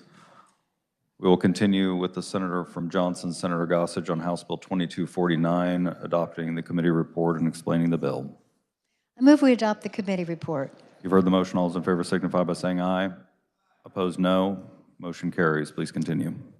Committee House Bill 2249 is the companion bill to the bill we passed unanimously, which was Senate Bill 82, and it's regarding the Rural Emergency Hospital Act.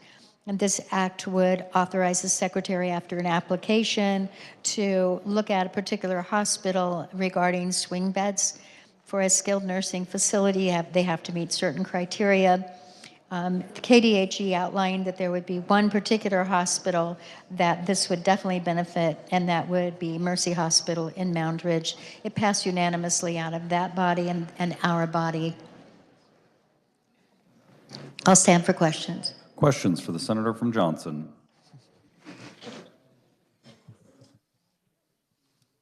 Senator from Johnson, Senator Warren, are you seeking recognition? Nope. Okay. Seeing no questions, Senator, you may close. Thank you, Mr. Chair. I move that when the committee rises and reports, it report House Bill 2249 favorably for passage. You've heard the motion. All those in favor signify by saying aye. Opposed, no. Motion carries. The chair recognizes the majority leader from Sedgwick, Senator Blasey. Mr. Chairman, I move the committee rise and report. You've heard the motion. All those in favor signify by saying aye. Opposed, no. Motion carries.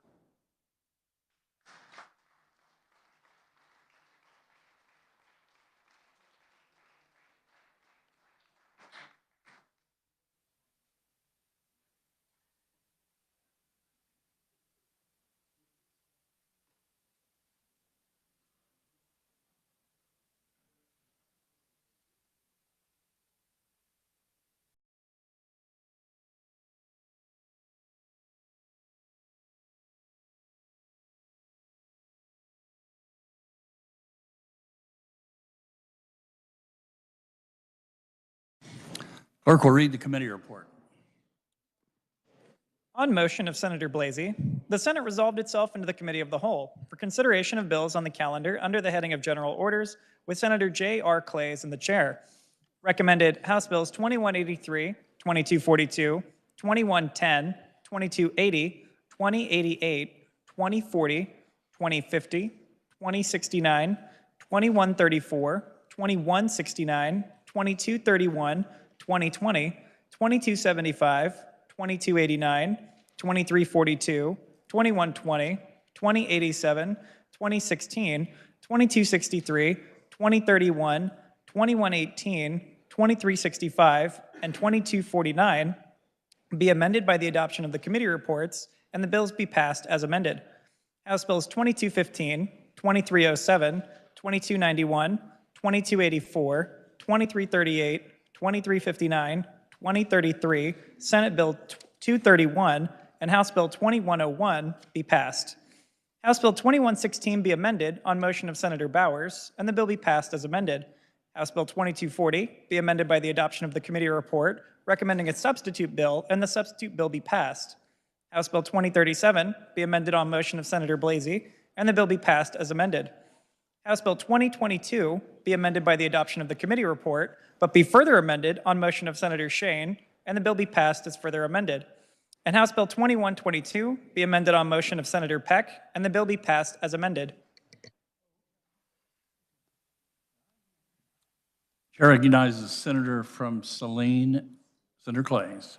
Thank you, Mr. Chairman. I move adoption of the Committee of the Whole report. For the motion, all in favor say aye.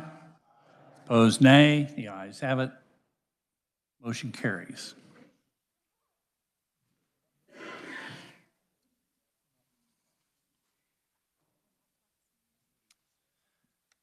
Referring back to that order of business, reports of standing committees, the clerk will read. Mr. President, the Committee on Judiciary recommends House Bill 2228 be amended by substituting with a new bill to be designated as the Senate substitute for House Bill number 2228, and the substitute bill be passed.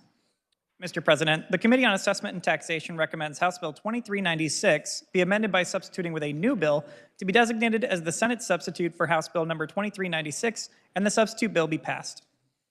Mr. President, the Committee on Public Health and Welfare recommends House Bill 2039 be amended and the bill be passed as amended.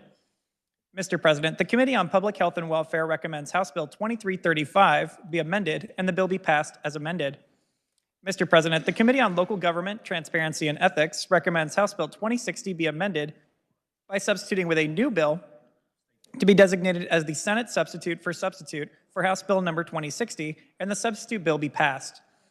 Mr. President, the Committee on Agriculture and Natural Resources recommends House Bill 2255 be amended and the bill be passed as amended. Mr. President, the Committee on Federal and State Affairs recommends House Bill 2054 be amended by substituting with a new bill to be designated as the Senate substitute for House Bill number 2054, and the substitute bill be passed. Mr. President, the Committee on Federal and State Affairs recommends House Bill 2313 be amended by substituting with a new bill to be designated as the Senate substitute for House Bill number 2313, and the substitute bill be passed. Mr. President, the Committee on Assessment and Taxation recommends House Bill 2004 be amended and the bill be passed as amended. Mr. President, the Committee on Government Efficiency recommends Senate Bill 281 be amended by substituting with a new bill to be designated as the substitute for Senate Bill number 281, and the substitute bill be passed. Mr. President, the Committee on Federal and State Affairs recommends Senate Bill 1 be amended and the bill be passed as amended.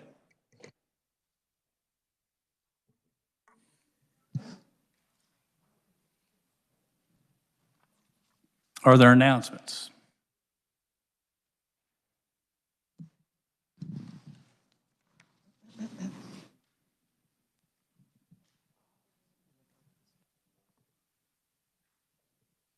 Chair recognizes Senator Berlin, Senator Tyson.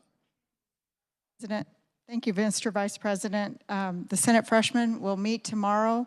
We've ordered lunches with our usual group. If you're not a usual person that comes, please let me know you'll be there and we'll get an extra lunch for you. But Gordon Self, the reviser of statutes, will be speaking to us on procedures. Thank you. Chair recognizes Senator Johnson, Senator Warren. Thank you, Mr. Vice President. The Senate Judiciary Committee will be meeting next week, Monday, March 24th at 9 a.m. And our business will be to conduct the hearing on the appointment of Lori Fleming to the Kansas Court of Appeals. And that will be in 118 North. Thank you, Mr. Vice President. Chair recognizes Senator Mashani, Senator Dietrich. Thank you, Mr. Vice President. We just quickly put a shrimp peel reminder on your desks. That's next week. Wednesday, March 26th, I've gotten a lot of baskets and things in my office. I'd like it to look like a warehouse, so continue to bring them in. The one thing that I want you to think about is we are looking for live auction items, and those are the bigger ticket items. Like if somebody's got tickets to the Symphony in the Hills, and this is the last year for Symphony in the Hills, that would be a great live auction item. Or maybe you've got an Airbnb or something that you'd like to donate, tickets to games, that would be great for the live auction. So be thinking about that. I'm also taking checks. I've written a check myself. We've got an envelope in my office. I won't tell you where it's hidden. You bring us checks and we'll make sure they get to the Special Olympic Shrimp Peel folks, because remember, all of the donations go directly to Special Olympics. They're a 501c3. It's a great organization, an opportunity for you, and we hope to see you at the Shrimp Peel. Lots of our former legislators will be there, so be there or be square. Thank you.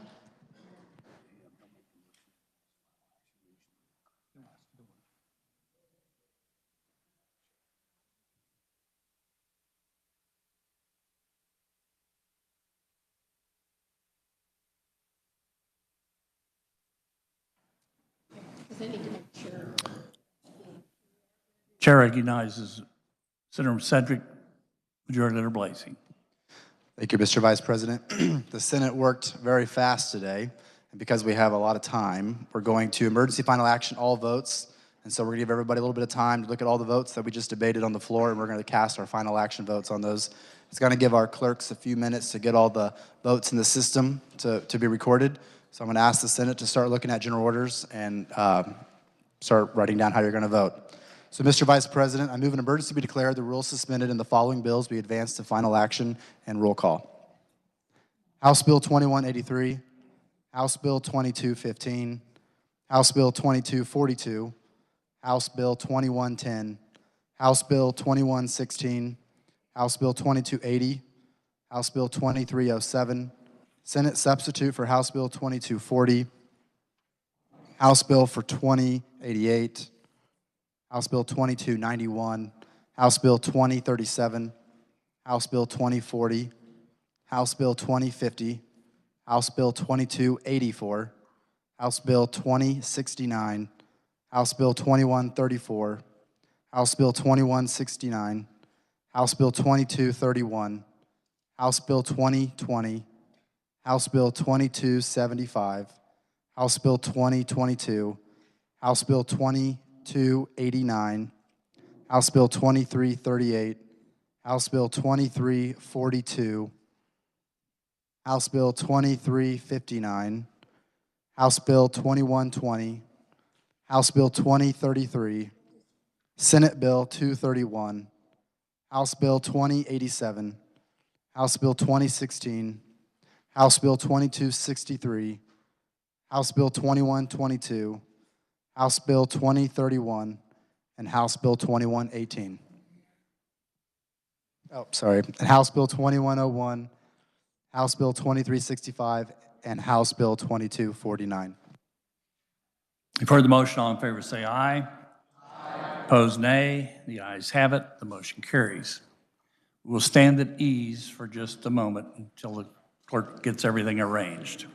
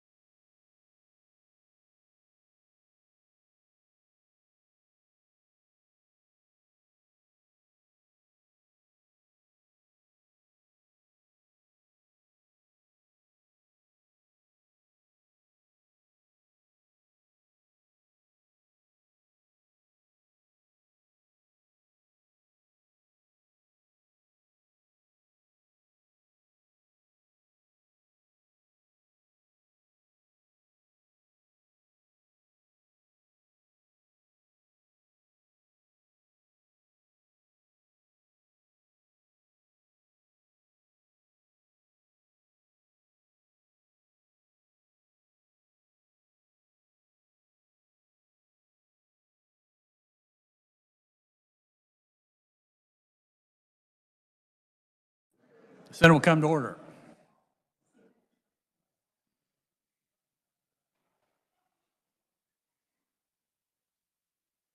Senators should be in their seats.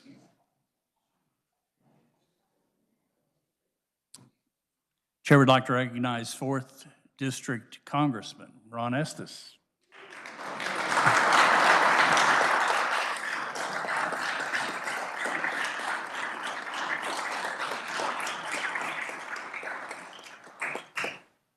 Chair recognizes Senator from Sedgwick, President Masterson.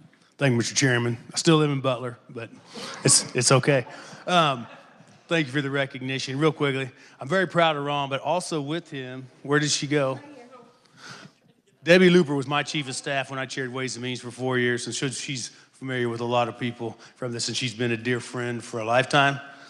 He's a good friend. She's a good friend, too. So just want to make sure you understood Debbie was back as well. If you would welcome Debbie Looper back.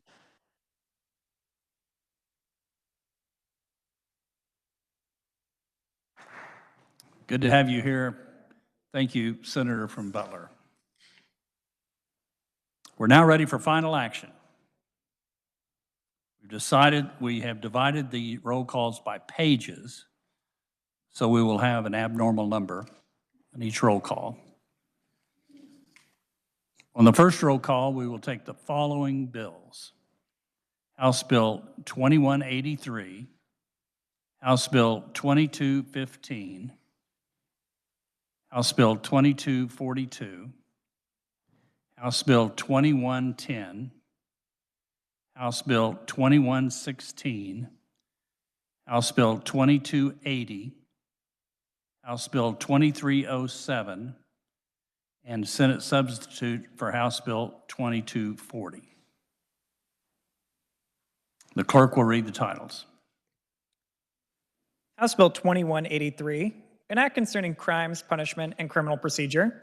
House Bill 2215, an act concerning the Department of Corrections. House Bill 2242, an act concerning federal jurisdiction. House Bill 2110, an act concerning emergency communication services. House Bill 2116, an act concerning municipalities. House Bill 2280, an act concerning health and health care. House Bill 2307, an act concerning health and health care. And Senate substitute for House Bill 2240, an act concerning public assistance. Clerk will call the roll. Alley. Argabright. Billinger. Blasey. Blue. Bowers. Bowser. Clays from Saline. Clays from Sedgwick. Clifford.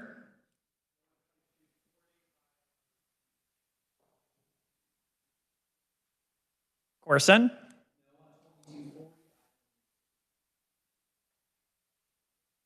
Dietrich.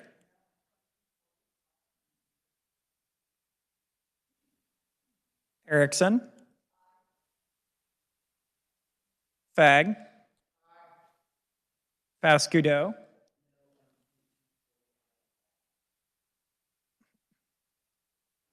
Francisco.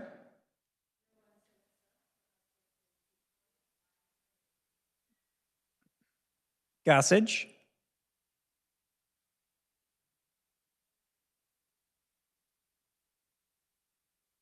Haley.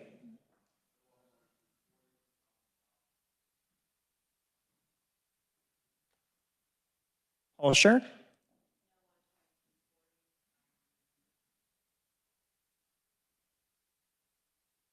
Clamp. Cluse. Masterson.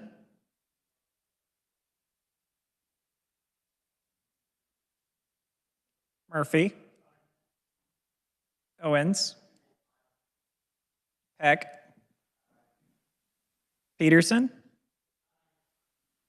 Petty.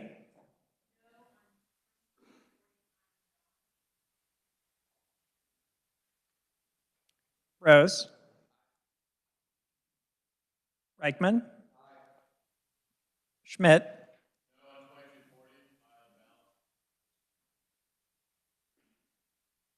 Schallenberger, Shane, Starnes, Sykes,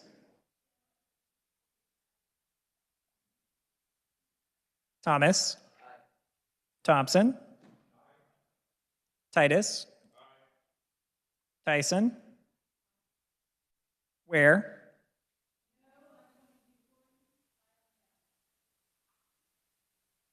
Warren.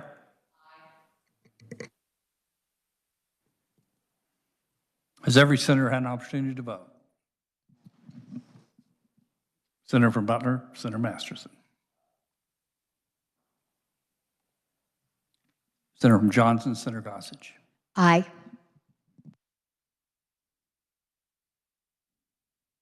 Does any senator wish to explain their vote? Explanation of vote, Senator from Johnson, Senator Horscher. Thank you. Explanation of vote for HB 2240. HB 2240 is problematic for many reasons. There is no direction on what happens if the LCC doesn't meet or respond within the prescribed time frame. The bill doesn't allow for emergency situations to be addressed, such as the wildfire emergency. It doesn't address what happens if the LCC says no on a CMS mandate. The bill doesn't prohibit the LCC from making changes to a KDHE request, potentially putting us at risk for non-compliance. Additionally, we already have Bob Bethel, post-audit, and the budget appropriation process as forms of oversight. This bill would create bottlenecks by adding redundant red tape and put life-saving assistance at risk. I vote no. Further explanation of vote? Senator from Douglas, Senator Francisco. Thank you, Mr. Vice President. With your permission, I'd like to join the remarks of the senator from Johnson. So ordered. Further explanation of vote? Does any senator wish to change their vote? Seeing none, the clerk will close the roll and tally the vote.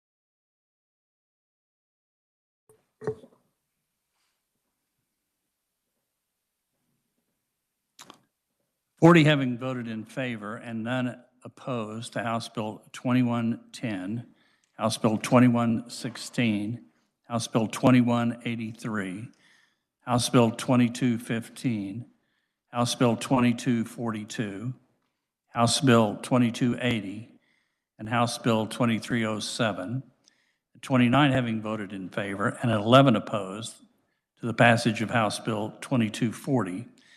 Those having received the constitutional majority are hereby declared passed. On the second roll call, we'll take the following. House Bill 2088, House Bill 2291, House Bill 2037, House Bill 2040, House Bill 2050, House Bill 2284, House Bill 2069, House Bill 2134, and House Bill 2169. The clerk will read the titles. House Bill 2088, an act concerning housing. House Bill 2291, an act creating the Regulatory Relief Division within the Office of the Attorney General. House Bill 2037, an act concerning economic development. House Bill 2040, an act concerning the State Corporation Commission. House Bill 2050, an act concerning insurance. House Bill 2284, an act concerning the Department of Administration. House Bill 2069, an act concerning the licensure compacts. House Bill 2134, an act concerning the Open Records Act. And House Bill 2169, an act concerning motor vehicles. Clerk will call the roll. Alley. Argabright. Billinger. Blasey. Blue.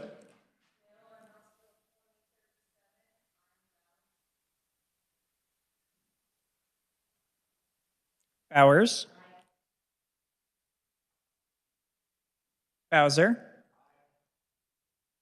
Clays from Celine. Clays from Sedgwick. Clifford.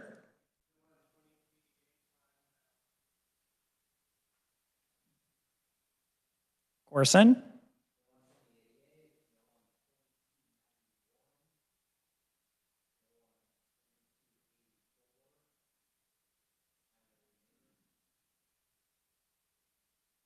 Dietrich. Erickson. Fag. Fascudo.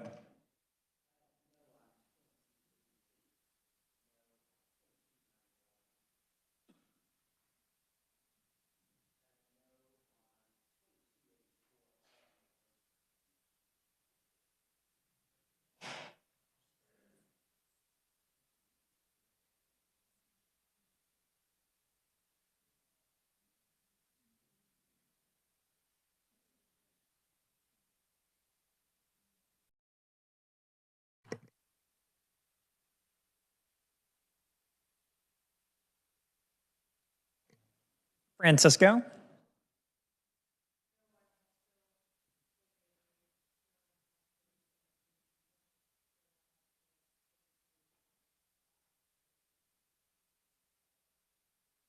Gossage. Haley.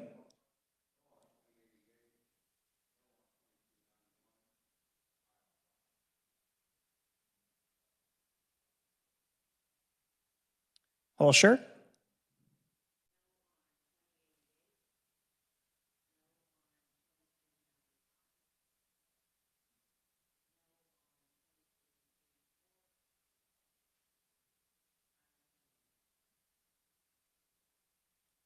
Clamp.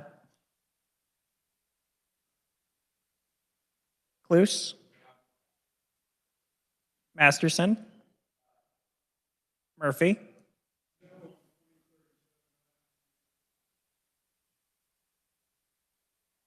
Owens. Peck. Peterson. Petty.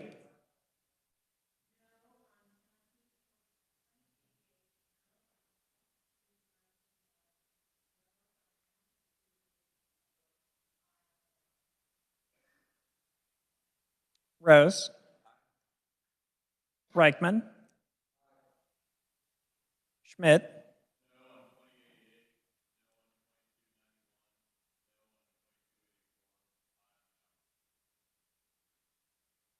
Schallenberger. Shane. Starnes. Sykes.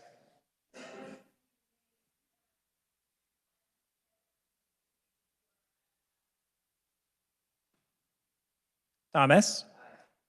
Thompson. Titus. Tyson.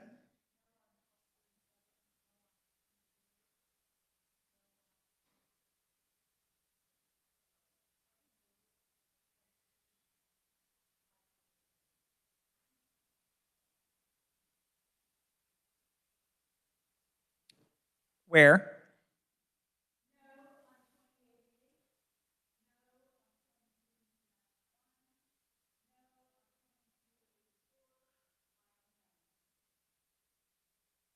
Warren.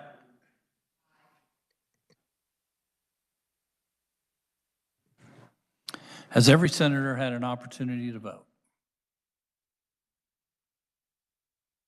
Does any senator wish to explain their vote?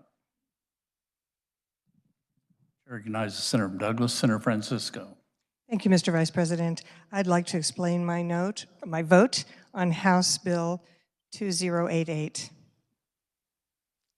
Cities in Kansas are concerned that however well-intentioned House Bill 2088 will negatively impact the planning process, undermine local control, deter the ability to manage growth responsibly, hinder public input, and create unintended consequences.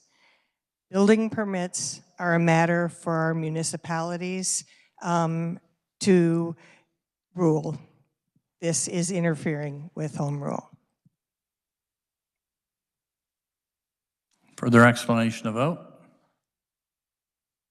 Does any member wish to change their vote?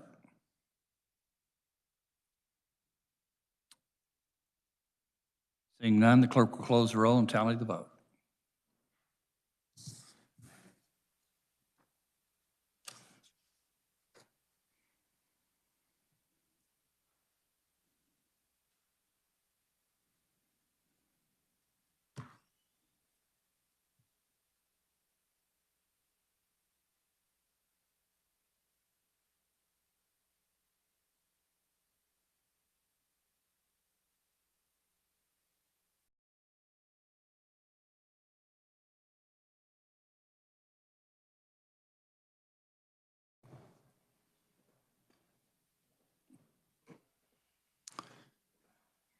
"37 having voted in favor and 3 against the passage of House Bill 2037, 39 having voted in favor and 1 against passage of House Bill 2040, 40 having voted in favor and none against the passage of House Bill 2050, 39 having voted in favor and 1 against the passage of 2069, 30 having voted in favor and 10 against the passage of 2088, 40 having voted in favor and none against the passage of 2134, 40 having voted in favor and none against the passage of House Bill 2169, 32 having voted in favor and 8 against the passage of House Bill 2284, and 31 having voted in favor and 9 against the passage of House Bill 2291. These measures, having received the required constitutional majority, are hereby declared passed.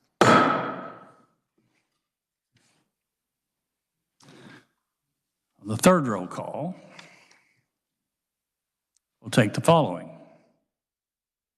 House Bill 2231, House Bill 2020, House Bill 2275, House Bill 2022, House Bill 2289, House Bill 2338, House Bill 2342, and House Bill 2359.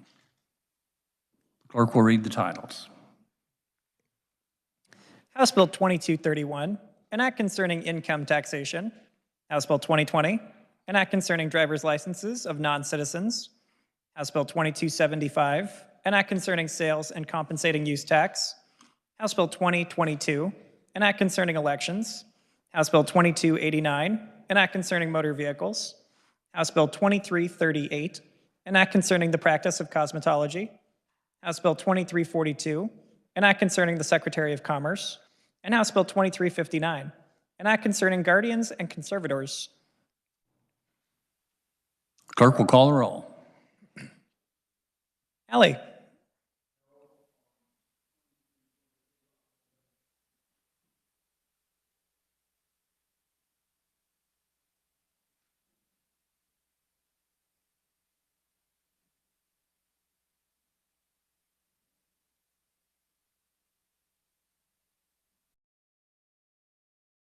Argabright.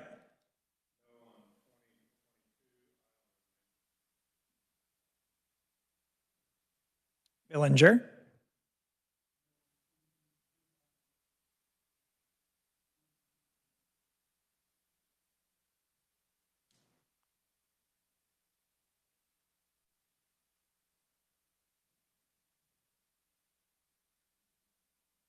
Lazy. Blue.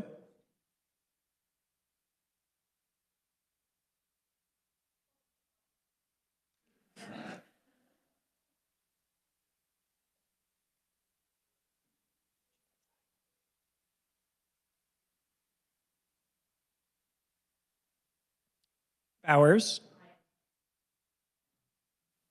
Bowser. Clays from Saline. Clays from Sedgwick. Clifford.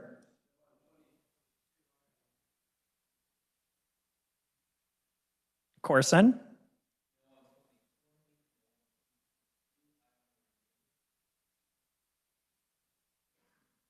Dietrich.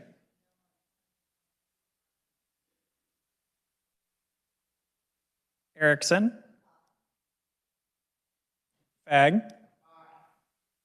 Escudo,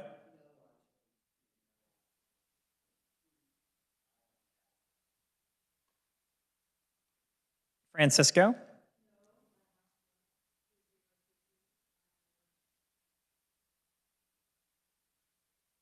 Gossage, Haley,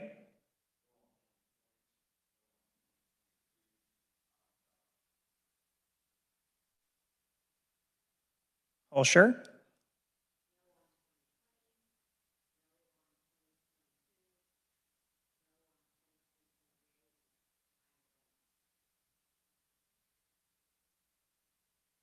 Klemp, Cluse, Masterson, Murphy, Owens, Peck, Peterson, Petty,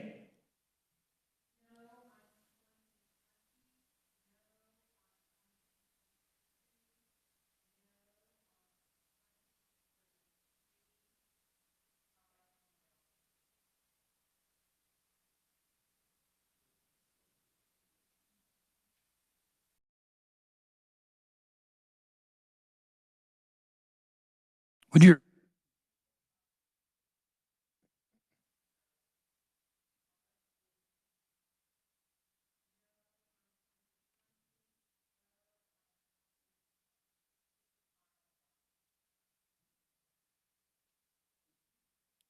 Rose, Reichman, Schmidt,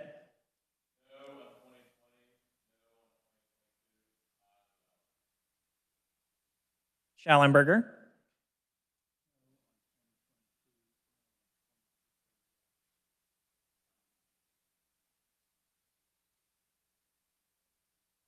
Shane, Starnes,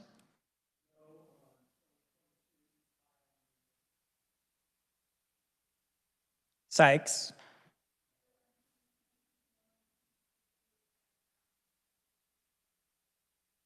Thomas,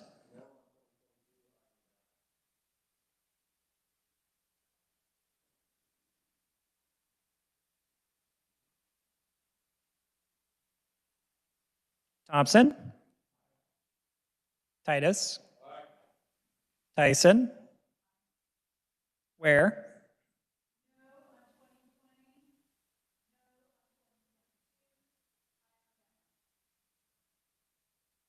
Warren. has every senator had an opportunity to vote? Does any senator wish to explain their vote? Senator from Lynn, Senator Tyson. Thank you, Mr. Vice President. Common sense. We're trying to legislate common sense in House Bill 2342. The Department of Commerce said that they couldn't do background checks. This was disputed in a legislative post-audit. They absolutely could do background checks. So now they want to come to the legislature and say, oh, we didn't have the authority for background checks, but now we do. They always had the authority. It's not reason enough to vote no, so I'm voting yes on 2342. Explanation of vote. Senator from Johnson, Senator Holscher. Thank you, Mr. Chair. Explanation of vote on HB 2338. I believe it's important for certain standards to be in place when it comes to the practice of things such as tattoo and body artists. States can have varying degrees of standards. Under this bill, we are accepting the requirements that other states have used to license their individuals. And those standards may not be as good as Kansas in terms of safety and health precautions. Therefore, I vote no, but I won't be getting it tattooed on my body.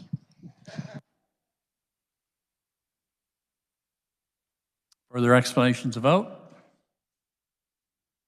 Does any senator wish to change their vote?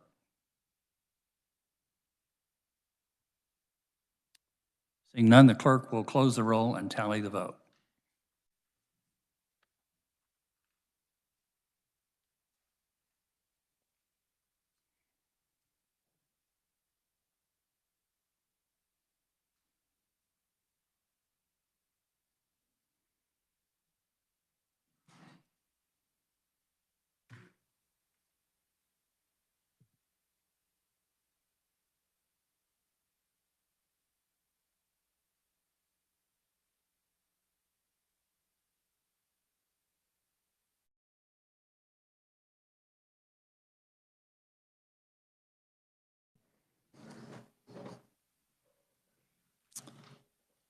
40 having voted in favor and none opposed to the House Bill 2231. 40 having voted in favor and none opposed to House Bill 2275. 40 having voted in favor and none opposed to House Bill 2289. 40 having voted in favor and none opposed to House Bill 2359. 32 having voted in favor and 8 opposed to House Bill 2020. 24 having voted in favor and 16 opposed to House Bill 2022. 38 having voted in favor and 2 opposed to House Bill 2338. And 39 having voted in favor and 1 opposed to House Bill 2342. These measures, having received the required constitutional majority, are hereby declared passed.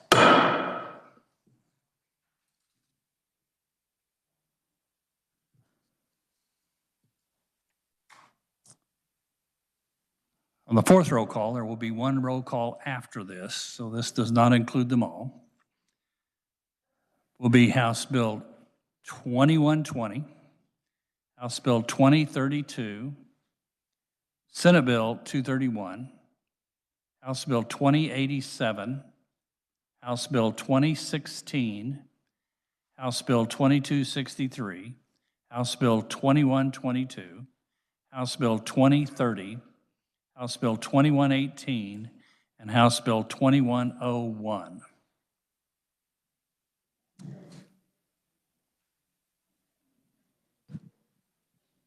Point of order, Mr. Did Vice I- President. I think a couple of those numbers were off a digit. Okay, we'll read them again.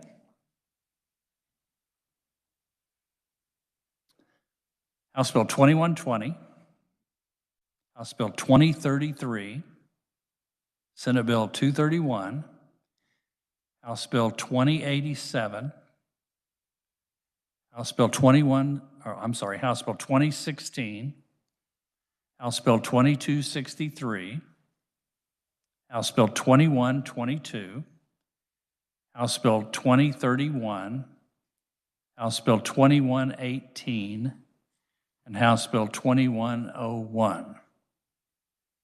That copacetic? Clerk will read the titles. House Bill 2120, an act concerning the disposition of state real property. House Bill 2033, an act concerning education. Senate Bill 231, an act concerning elections. House Bill 2087, an act concerning insurance. House Bill 2016, an act concerning elections. House Bill 2263, an act concerning roads and highways. House Bill 2122, an act concerning motor vehicles. House Bill 2031, an act concerning driver's training. House Bill 2118, an act concerning consumer protection. And House Bill 2101, an act concerning public assistance. The clerk will call the roll. Alley. Argabright.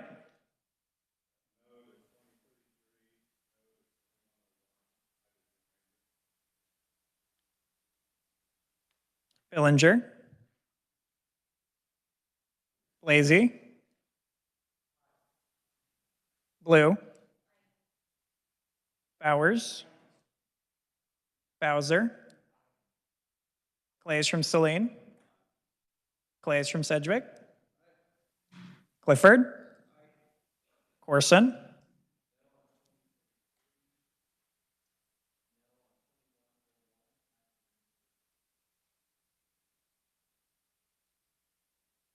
Dietrich.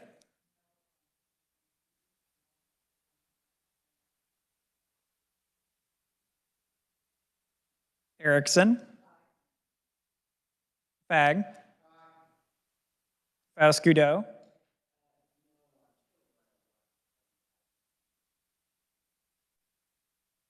Francisco.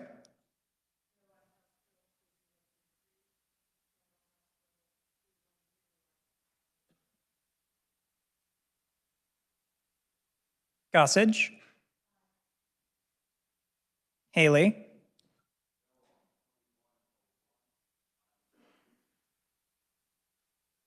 Holscher.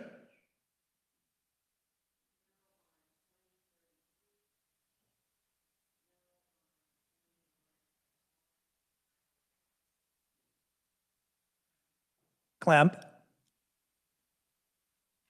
Cluse, Masterson, Murphy, Owens, Peck,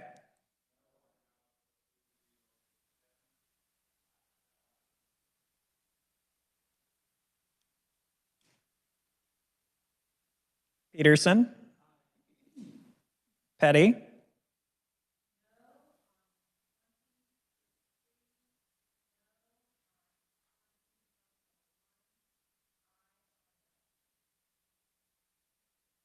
Rose, Reichman, Schmidt,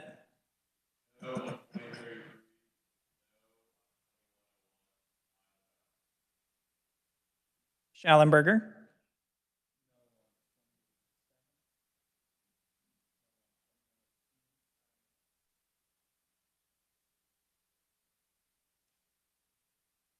Shane, Starnes, Sykes,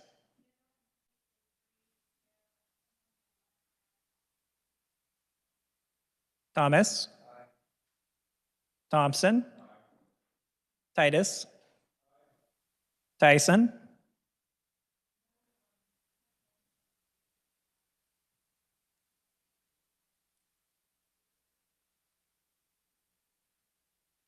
Ware,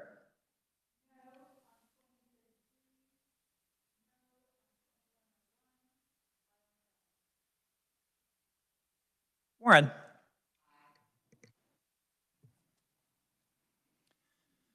Has every senator had an opportunity to vote? Any senator wish to explain their vote? Senator from Johnson, Senator Holscher. Thank you, Mr. Chair. I'd like to offer explanation of vote on 2101. Proceed. Once again, Florida-based OSP is inserting itself into Kansas government, and once again, they were the only proponent while actual Kansas organizations and citizens opposed HB 2101. The type of program this body is looking to prohibit through this bill has shown extremely positive results. Research shows positive impacts on housing and homelessness, positive impact on reducing food insecurity, significant impact of lifting families out of poverty. And early education outcomes also improve for children who participate with their families in these programs. I find it curious that we would not only overstep our boundaries on local control, but work to squash programs that are pro-family and lead to self-sufficiency. I vote no. Further explanation of vote? Chair recognizes Senator Douglas, Senator Francisco. Thank you, Mr. Vice President. With her permission, I'd like to join the senator from Johnson on her remarks. Senator Johnson, you must have another explanation of vote. I do, it's the last one, so thank you. Proceed. Explanation of vote on HB 2122. Wow, it's about the only word I have for this bill. A majority of members of this body effectively voted to reduce the grace period for the return of mail ballots, but now are voting to extend the grace period for the mailing of payments for certain truck and truck tractor vehicle registration. I would contend drivers are important to our economy. Likewise, voters are important to our democracy. But apparently with this bill in Kansas, it feels like it's vehicles over voters. Further explanation of vote? Chair recognizes Senator Wyandotte, Senator Haley. Wow, Mr. Vice President, with her permission, I'd like to join the explanation of vote on 2122 offered by the senator from Johnson. Does any member wish to change their vote?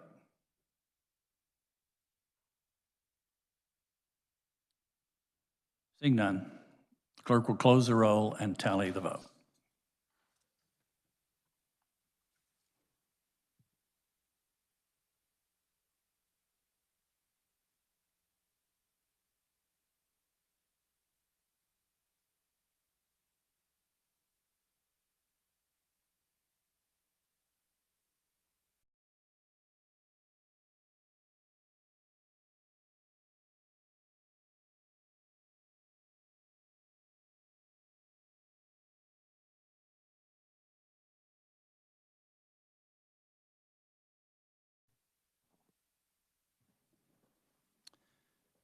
40 having voted in favor and none opposed to Senate Bill 231. 40 having voted in favor and none opposed to House Bill 2016.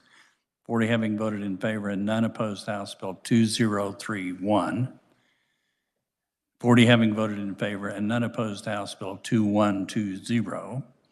And 40 having voted in favor and none opposed to House Bill 2263. 31 having voted in favor and 9 opposed to House Bill 2033. 38 having voted in favor and 2 opposed to House Bill 2087. 29 having voted in favor and 11 opposed to House Bill 2101. 39 having voted in favor and 1 opposed to House Bill 2118. And 39 having voted in favor and 1 opposed to House Bill 2122. These measures, having received the required constitutional majority, are hereby declared passed. We have one final one. The fifth roll call, we'll take the following: House Bill 2365 and House Bill 2249. The clerk will read the titles. House Bill 2365, an act concerning health and health care, and House Bill 2249, an act concerning rural emergency hospitals. Clerk will call a roll. Alley. Argabright. Billinger. Blasey. Blue. Bowers. Bowser. Clays from Saline. Clays from Sedgwick. Clifford. Corson. Dietrich. Erickson. Fagg. Faust-Gudel. Francisco. Gossage. Haley. Holscher. Klemp. Cluse. Masterson. Murphy. Owens. Peck. Peterson. Petty. Rose. Reichman. Schmidt. Schallenberger. Shane. Starnes. Sykes. Thomas. Thompson. Titus. Tyson. Ware. Warren. Has every senator had an opportunity to vote? Does any senator wish to explain their vote? Explanation of vote. Senator from Harvey, Senator Owens. My explanation of vote on House Bill 2365. I would like to say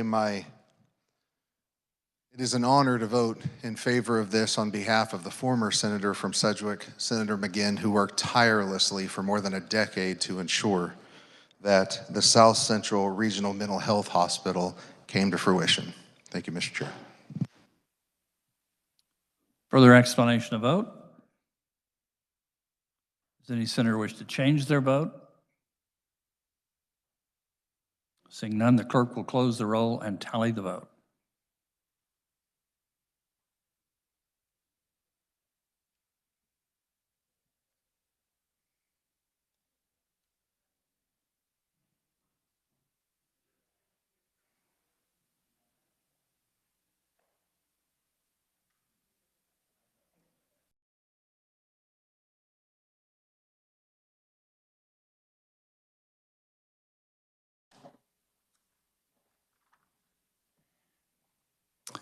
Order 40 having voted in favor and none opposed, the passage of House Bill 2249 and House Bill 2365, same having received the required constitutional majority, are hereby declared passed.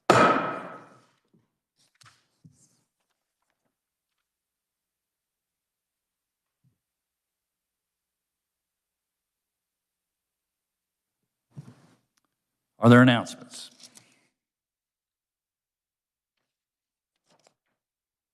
I recognize the senator from Sedgwick, Senator Faust-Gudel.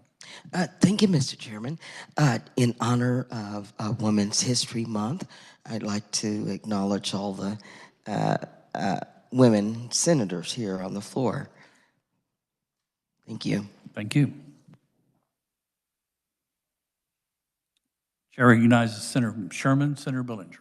Thank you, Mr. Vice President. I'd just like to announce that we will try to meet tomorrow, I think, at some point in time on the budget, so on the conference, an overview on the conference committee.